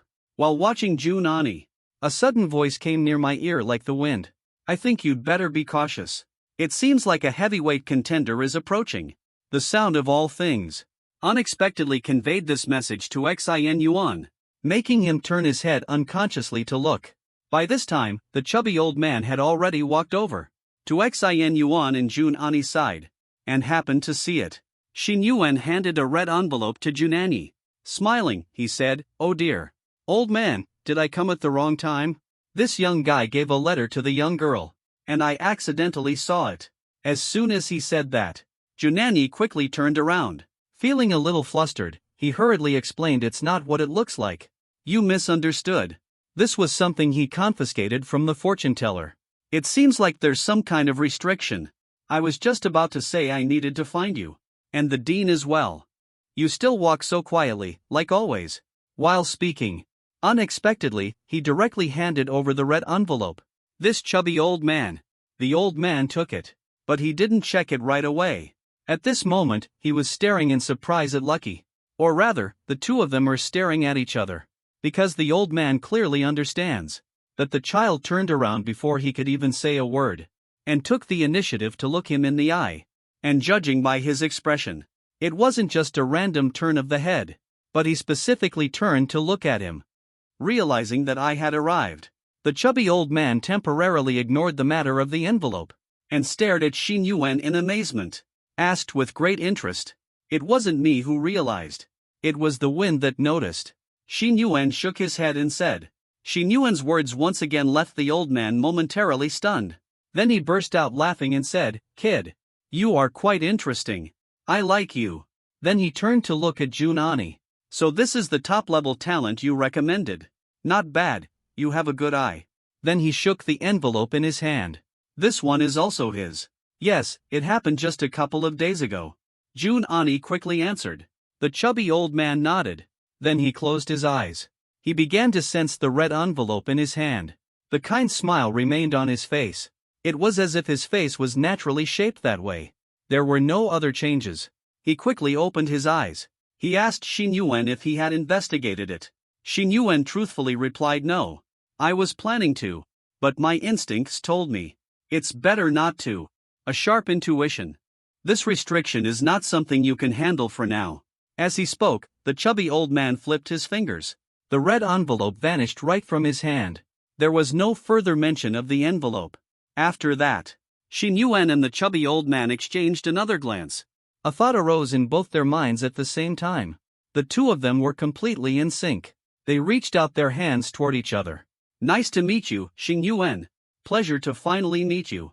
Chubby old man, how have your kids been doing lately?" Such a perfectly coordinated moment. Even Jun Ani, standing nearby, was completely stunned. Standing to the side, he had no idea what kind of madness this older and younger pair was up to. The two didn't waste any more time. For a brief moment, their expressions turned serious. Then their hands clasped together tightly. Replication was successful, achieving a C-level talent. The skill of presence concealment is automatically enhancing the talent. Talent level successfully upgraded, moving forward. Able to tone down their presence and aura at any moment. Not easily noticeable to others. Xin Yuan clearly had a specific goal in mind. It was just a gamble to see if the talent could be replicated. Although it succeeded. What surprised Xin Yuan the most was the level of this ability. The person in front of him appeared to hold a powerful status. Their strength was undoubtedly impressive. Yet their talent level was only rated as C. That doesn't seem right. Shin Yuan looked up. He stared at the old man in front of him, surprised and puzzled. The handshake from the other person was clearly not without ulterior motives. Although his facial expression didn't change much, it was obvious he was trying to sense something. But the more he tried to sense it, the more confused he became. His head was practically filled with question marks. He also turned to look at Shin Yun. The two of them just stared at each other, equally puzzled. Their expressions were almost identical. If it weren't for the big age gap, it would feel like looking in a mirror. Alright. The chubby old man was the first to let go. Smiling, he nodded repeatedly at Shin Yuan. He didn't say a word. Gesturing to Jun Ani to discuss something with him, the two of them left just like that. 20 minutes passed by quickly. The hall was completely empty. Everyone had returned to their seats. Nobody was acting like they were starving. It wasn't like they were treating it as an all-you-can-eat buffet. By the time the last minute arrived, in fact, starting from 5 minutes ago, the food area was already practically deserted. Even Xin Yuan had left early. All he wanted was to grab a meal. He wasn't trying to draw attention. When the time was up, a few of the judges sitting at the very front exchanged glances with each other. In the end, it was still the chubby old man who stepped forward. At this moment, he still had that kind and friendly smile on his face. Squinting his eyes, the wrinkles on his face made his eyes almost impossible to see clearly. Clapped his hands and said, "All right. The time is up. Hello everyone. My name is Mo Jingu. You can call me Dean Mo. Or just Mo, the old man works too. Next up, I'll explain the details of this assessment to you. Who exactly is that old man? And what kind of abilities does he have?" While the other side started explaining the content, Xin Yuan quickly squeezed over to stand next to Junani. Started speaking. He is the dean of the Eastern Academy. No one knows exactly what his abilities are. The principal has a lot on his plate.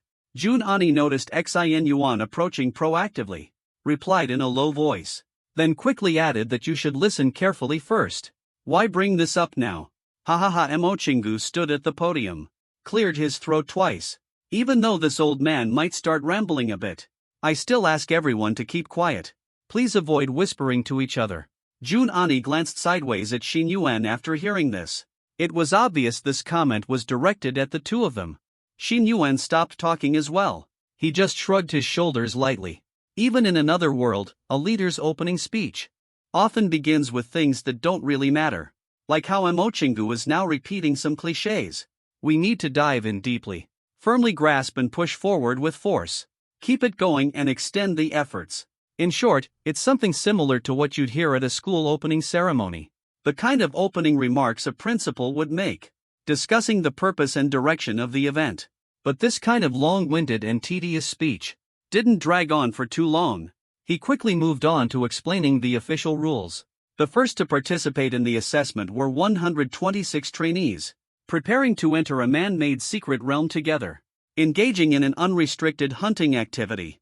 The ranking criteria are incredibly straightforward, so much so that explaining it feels extremely ridiculous and unnecessary. Retrieve the divine box from the secret realm within the given time. Scores will be evaluated accordingly. Those with higher scores will rank ahead. This is a special announcement. Higher scores lead to better positions. Those who rank high will receive generous rewards. It offers significant advantages for future school admissions.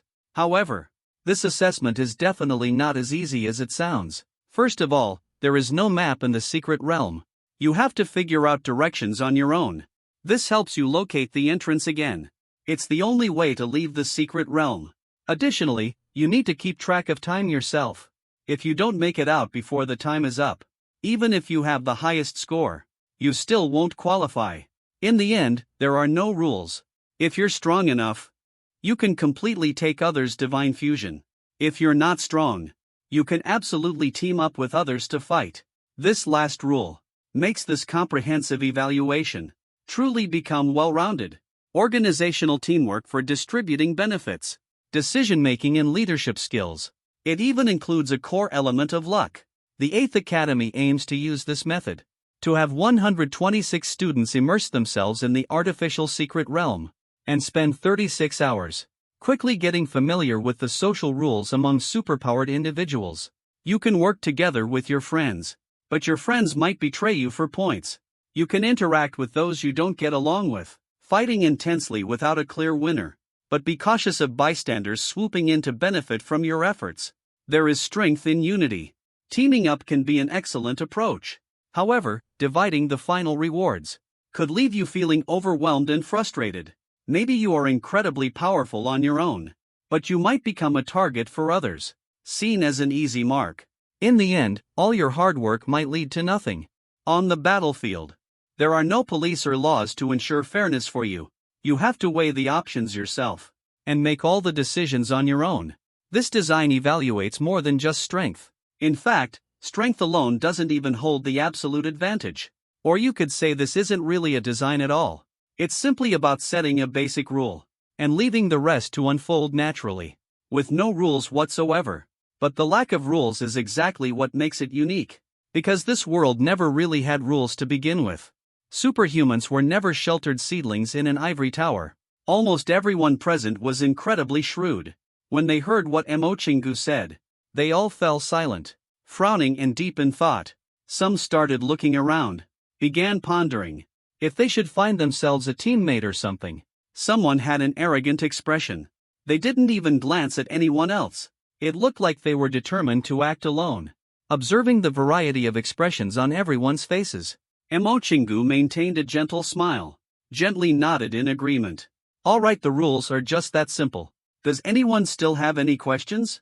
After a brief moment of silence, a student immediately stepped forward. Hello, Director Mo. Can you tell me what that divine box is? Oh, this thing. You can think of it as a secret realm with monsters. The items dropped when you defeat monsters are the divine boxes. Mo Chingu responded. You mentioned before. This is a man-made virtual secret realm. Are the monsters inside real? Will they cause us harm? Of course it will. Everything is completely real. Mo Chingu explained. But you all are valuable human resources. You won't be left to die inside. If any fatal injuries occur, you'll be immediately teleported out. But if that happens, your score will definitely be among the lowest.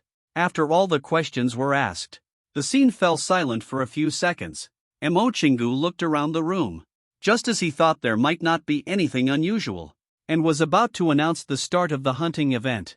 Another student suddenly stepped forward. Lu Ping raised his hand and said, well then, Dean, you mentioned that we are allowed to bring weapons. How can we ensure fairness in the battles? Mo Chingu's expression remained unchanged, but deep down, his mind was stirred. From his seasoned and sharp judgment of others, he could sense something about these words felt a bit off, at least in the past. He had never come across such a question before. Sure enough, Li Qian, standing at the edge of the judges' table, spoke up. Having this kind of doubt seems pretty reasonable to me. After all, it's never happened before. There has never been a precedent for a first-level staff member standing here. It's normal to be concerned about fairness. Are you done yet? Junani was taken by surprise. He absolutely didn't see this coming. Who would have thought Li Qian could be so headstrong and reckless?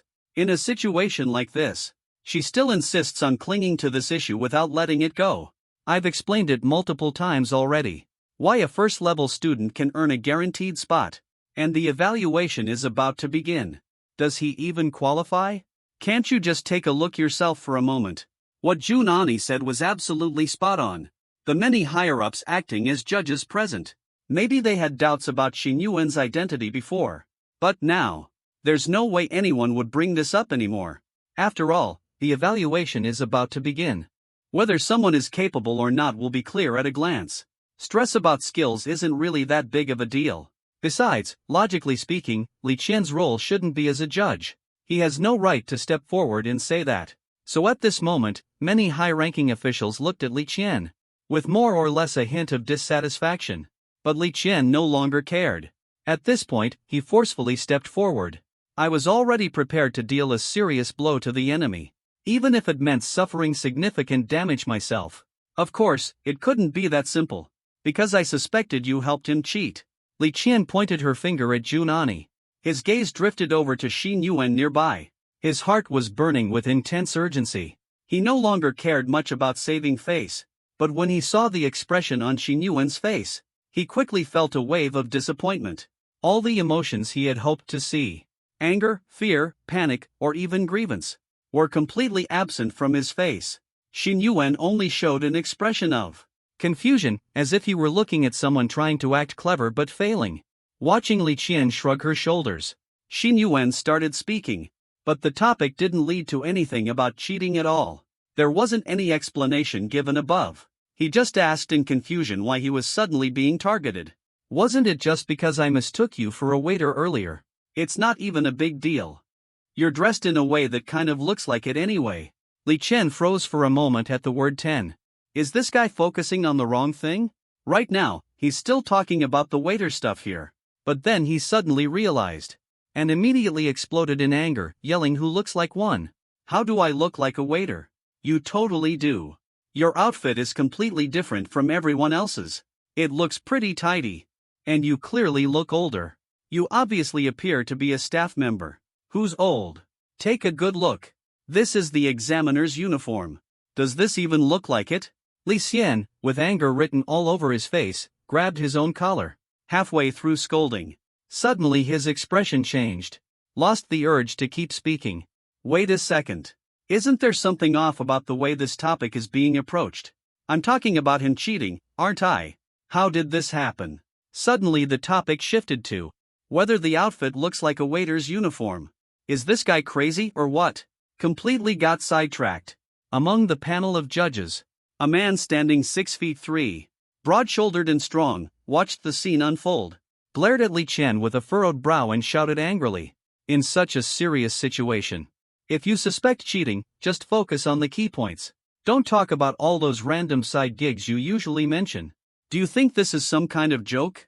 Listening to the man's words, Li Chen clearly felt a surge of blood rushing to her chest. It felt like something was pressing against her chest. She felt like she was about to cough up blood. What is going on? What do you mean by side jobs? So now it's confirmed that being a waitress is my job, right? But he also knew who that burly man was. The sky-supporting war god of the war god temple. Although he and Jun Ani are both war gods, they are not entirely the same. Even Li Chen didn't dare to say much in front of him. She could only stay silent. At this moment, all she could do was take a deep breath, quickly adjusting her mindset, pulling her thoughts back on track. Now he had also come to realize it. This first-tier player named Xin Yuan. Isn't this just a bit strange? As soon as these words were spoken, it took him far away, like to the ninth cloud. No one knows where it went. Even his rhythm got completely thrown off. Could this possibly be another one of his superpowers? After taking a few seconds to adjust, Li Xian now avoided looking at Xin Yuan altogether, and turned to address the panel of judges. According to the report sent back by Jun Ani, his primary ability underwent a highly unusual mutation. He gained ice-based powers, and they are of a very high level. When the ice ability appeared here, it said he also demonstrated it to the staff responsible for issuing cards. However, during both of these instances, Jun Ani himself was also standing nearby, so I believe he wasn't the one who achieved it, but rather Jun Ani was helping him cheat. As the words were spoken, the crowd of trainees quickly became restless. People began to discuss and chatter. In truth, this commotion was also part of Li Qian's plan. Earlier, he had instructed Lu Peng and a few other trainees he had arranged to spread out among the crowd. Their voices started to stir unrest, encouraging people's doubts. After all, most people tend to follow blindly. When someone takes the lead, others are bound to follow. And within the crowd, there were already quite a few people who looked down on low-level talents. So naturally, their voices seemed louder. At least for this evaluation. There's no way I could go in with them. Besides, I have no reason or motive to help someone cheat. Jun Ani listened to this baseless accusation, and for a moment, didn't know how to respond. After all, Xin Yuan's ability really does seem quite similar. The way he uses it is pretty similar to how I did back then. But maybe you might give him some tools that match his abilities, to help him get through it. I didn't. And I absolutely wouldn't know how to make such superpowered tools. Junin said anxiously. Who knows then? Maybe you'll suddenly figure it out. This kind of thing is hard to say for sure. After all, you're such a genius. Li Xian immediately spoke up, seizing the opportunity to press forward. This was his first time. He felt that he could actually gain the upper hand in his confrontation with Jun Ani. At that moment, he felt a wave of satisfaction wash over him. Meanwhile, the crowd behind him, spurred on by a few individuals, also began to voice their opinions. No way, that would be a total disaster. How could they possibly be a match for the examiner? What should be done about this? Shouldn't this be investigated? Xin Yuan remained a silent observer. His eyes scanned the faces of everyone speaking. He memorized their appearances. He didn't say a word. Throughout history, proving one's innocence has always been the hardest thing to do. He doesn't waste his breath. So, in my opinion, find any possible contraband, Li Xian said with a hint of pride. Junani's face was filled with anger at this moment. He finally figured it out. Li Xian clearly doesn't care at all about whether cheating happened or not. He's only here to stir up trouble. That's impossible. This is nothing but self-humiliation. Didn't even get halfway through the sentence. Xin Yuan extended a hand, gently patted Junani on the shoulder, stepped forward and stood in front of Junani. Thank you for being willing to speak up for me. But this kind of thing about how many bowls of noodles someone ate is something that can never be clearly explained? Then Xin Yuan turned to look at Mo Chingu. I mean, Dean Mo. You really enjoy watching the drama. Not planning to say anything. Mo Chingu remained expressionless as Li Qian stepped forward. His expression stayed unchanged the entire time. The wrinkles from his smile perfectly concealed his eyes, making it impossible to figure out what he was thinking. I already scanned him. There's absolutely nothing wrong with him. After a few moments of silence, Mo Chingu's laughter broke the silence. Then he turned toward Li Chen. As for the storage rings, this issue can be resolved quite easily. With that, he casually pointed at all 126 students present, and a transparent wristband appeared on each of them simultaneously. Originally, we also planned to implement a reform this time. This is a temporary energy wristband that has been created. It can better ensure your safety. If you sustain severe injuries, you can use the wristband to request withdrawal. I just added a storage feature for him temporarily. You can decide what you want to bring inside. You can place it right in here. It will automatically reject any prohibited items.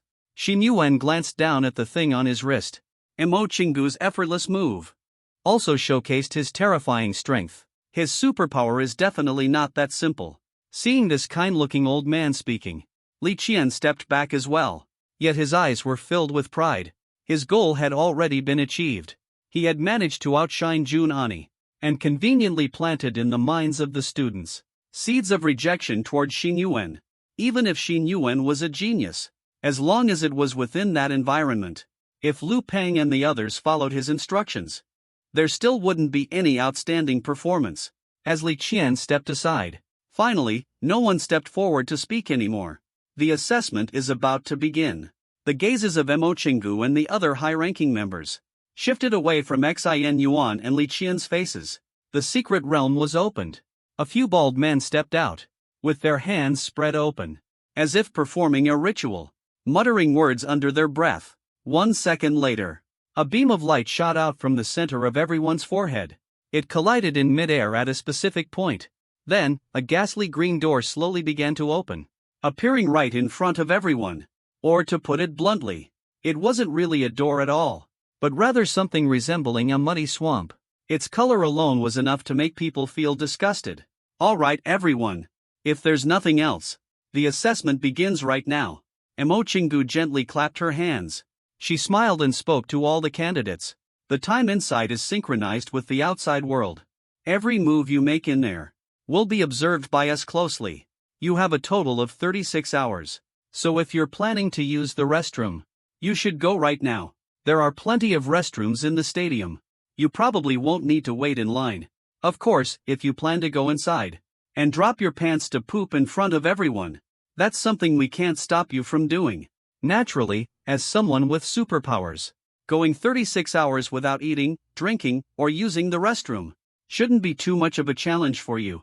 Or perhaps, if you suddenly have diarrhea and can't hold it in, you might decide to give up the assessment and leave. That's entirely up to you. It's still the same Santa Claus-like face. After saying a bunch of words that sounded quite intriguing, he made a gesture toward everyone. The evaluation began immediately. There was absolutely no time given for the trainees to prepare. It was incredibly swift and decisive. The trainees looked extremely serious. A grueling 36-hour test awaited them. This was undeniably a challenge for all of them.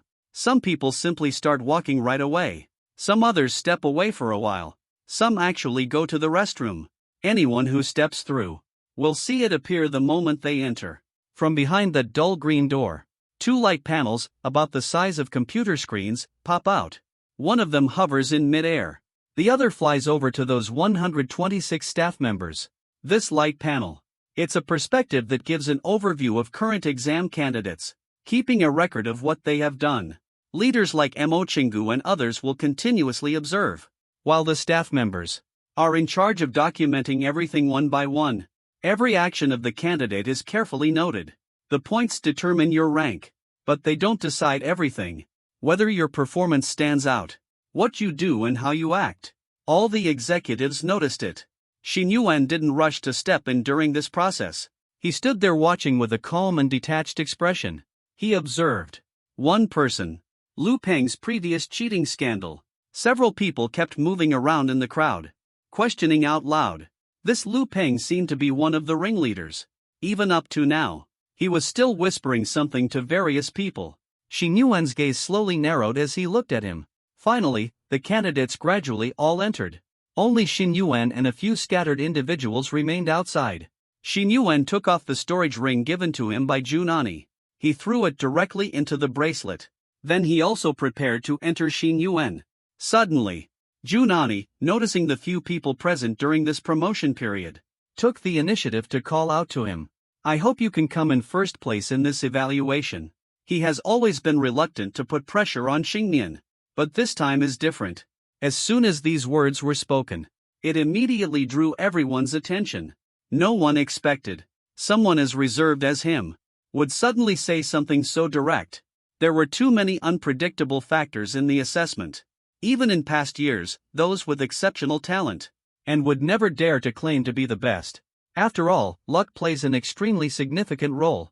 At that moment, the Sky War god Mo Chingu, along with other senior representatives from the organization and the trainees, all turned their eyes toward the one who was spared, wanting to see how this young man would respond. Oh, we'll see how it goes. Xin Yuan replied coldly with just one phrase. He showed no emotion as he walked inside, but paused for a moment just before taking the last step.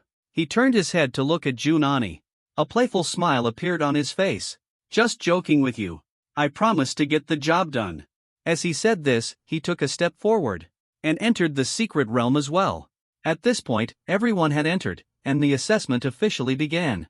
Mo Chingu sat down, leaning his body back against the chair. He spoke cheerfully with a grin. Hey everyone. Let's take a look at the candidates we got this time. See if any of them catch your attention. The mighty warrior Dong Wushuang remained standing. He crossed his arms over his chest. With a slight gesture in the air, he pulled up one screen from the 126 available, enlarged it and placed it at the top. This is a privilege granted to the examiners. They have the right to pick someone from the crowd. Choose the students you're interested in. Zoom in to get a closer look. The person above is truly lucky. Make sure you secure the top spot. I like people who are confident, but men need to stick to their word. Let me see how this little guy performs. It must be something special to captivate our frost god of war. Wrapping it all up, this towering man, nearly 2 meters tall, still took the time to make a sarcastic remark. At this moment, Junani remained silent. He stood there quietly, looking up at the secret realm image that belonged to Xin Yuan. Stepping through that eerie green gate, his vision blurred for a moment. Xin Yuan suddenly realized. It felt as though he had stepped into a completely different world. The sky above was a deep crimson. Beneath his feet stretched an endless desert. In this place, it seems like no one has a sense of time here. Most of the participants still haven't left. They are temporarily staying where they are. After all, people are still pondering whether to form teams with each other or not. Fortunate to arrive in this world. But unlike those around, showing no hesitation. With a quick glance around, immediately locking onto a figure, Lu Ping took long strides forward. He quickly walked over to his side. Then he reached out one hand, gesturing as if to initiate a handshake. When Lu Ping saw it was him, he froze on the spot.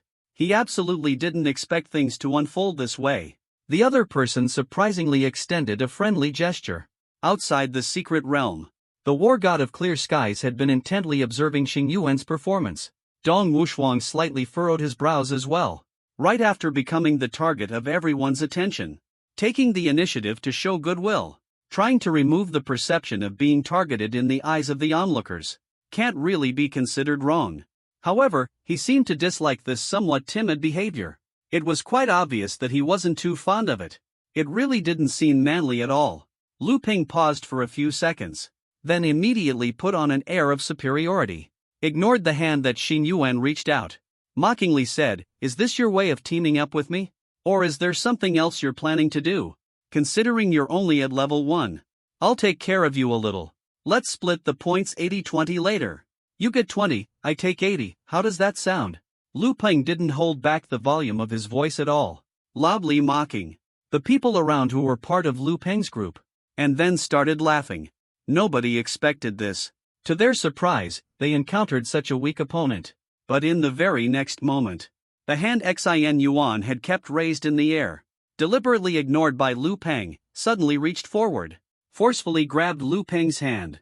Lu Peng realized almost instantly that something was wrong, but it was already too late. A chilling sensation surged upwards.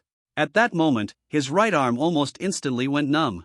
Meanwhile, the terrifying spearhead continued to spread rapidly across his entire body. "Could it be that you misunderstood something?" Xin Yuan spoke up and said coldly. Lu Peng's expression turned to shock and fear. All the mocking words got stuck in his throat, and not a single word came out. You have to understand, he wasn't completely unprepared. Even though he kept mocking with his words, from the moment Xin Yuan came looking for him, the energy inside him had already started moving quietly, getting ready to make a move. He never shook hands with Xin Yuan, not only to add a sense of humiliation, but also to avoid any physical contact. However, none of this made any difference. His entire body flickered with a purple glow. His supernatural energy level had already been pushed to the peak, firmly resisting the pale ice energy of Xin Yuan, struggling against it, but the more he fought, the more his expression turned into one of sheer horror. Because he realized a truth that he found impossible to accept. No matter how much energy he applied, the speed of the ice spreading remained completely unchanged. It was just that resolute, leaving no room for negotiation, firmly encasing his body like solid rock. This is the gap in quality and level, and it's an absolutely overwhelming difference. But my talent level is grade A. How could I be so thoroughly crushed like this? Even if he's an S level, it still shouldn't be like this. Lu Peng looked up and met Xin Yuan's cold gaze, shouting in shock. "What is your talent level?" "I'm at level 1. As you all know." Xin Yuan shrugged his shoulders. His right hand seemed to be fused with the opponent's. It didn't move an inch. No matter how much energy Lu Peng unleashed, when it reached Xin Yuan, it would instantly dissolve into nothing. Anger filled Lu Peng's mind, but it quickly began to turn into fear, because he realized he couldn't go on like this. There's absolutely no way out but death. He's only at this age. How could he possibly understand the concept of life and death at this moment? Desperation leads to grasping at straws, acting just like a little kid, using his unfrozen feet to kick Xin Yuan wildly. But at this moment, Xin Yuan had already been covered in a layer of frosty armor. What he was doing was completely futile. "What are you trying to do?" A flustered Lu Peng shouted loudly. "Stop wasting your energy. Now that I'm close to you, I have the ability to freeze you instantly, but I chose not to do it, so there's no need for you to be too scared." Xin Yuan remained in place, steadily and carefully releasing his cold air. "No one dies in this place. It's just like the old fat man mentioned earlier. When facing a deadly threat, people will automatically be transported out. So I decided to test it out, to see how far my freezing ability could go, to determine what level qualifies as fatal." At this moment, Maching Valley is monitoring everything in real time. Director Mo is observing up front, while the chubby old man is working behind the scenes. "Are you aware that I'm watching this? Acting one way in public and a different way in private. It can be said that you've fully grasped how to play." Lu Peng listened to the calm tone in Xin Yuan's voice, but it felt like he had fallen into an ice cellar. Right now, it wasn't just his body feeling cold. His heart felt completely frozen as well. Even though he knew he wouldn't die, this fear of watching himself walk toward death was something he had never experienced in his entire life, in all the past 10+ years of his life. And if he were to be transported out right now, but was eliminated right away, there are still so many ideas I have in mind. I found out about the exam format ahead of time. I originally thought I could take advantage of this opportunity to stand out from the crowd, to truly shine, and soar to great heights from then on.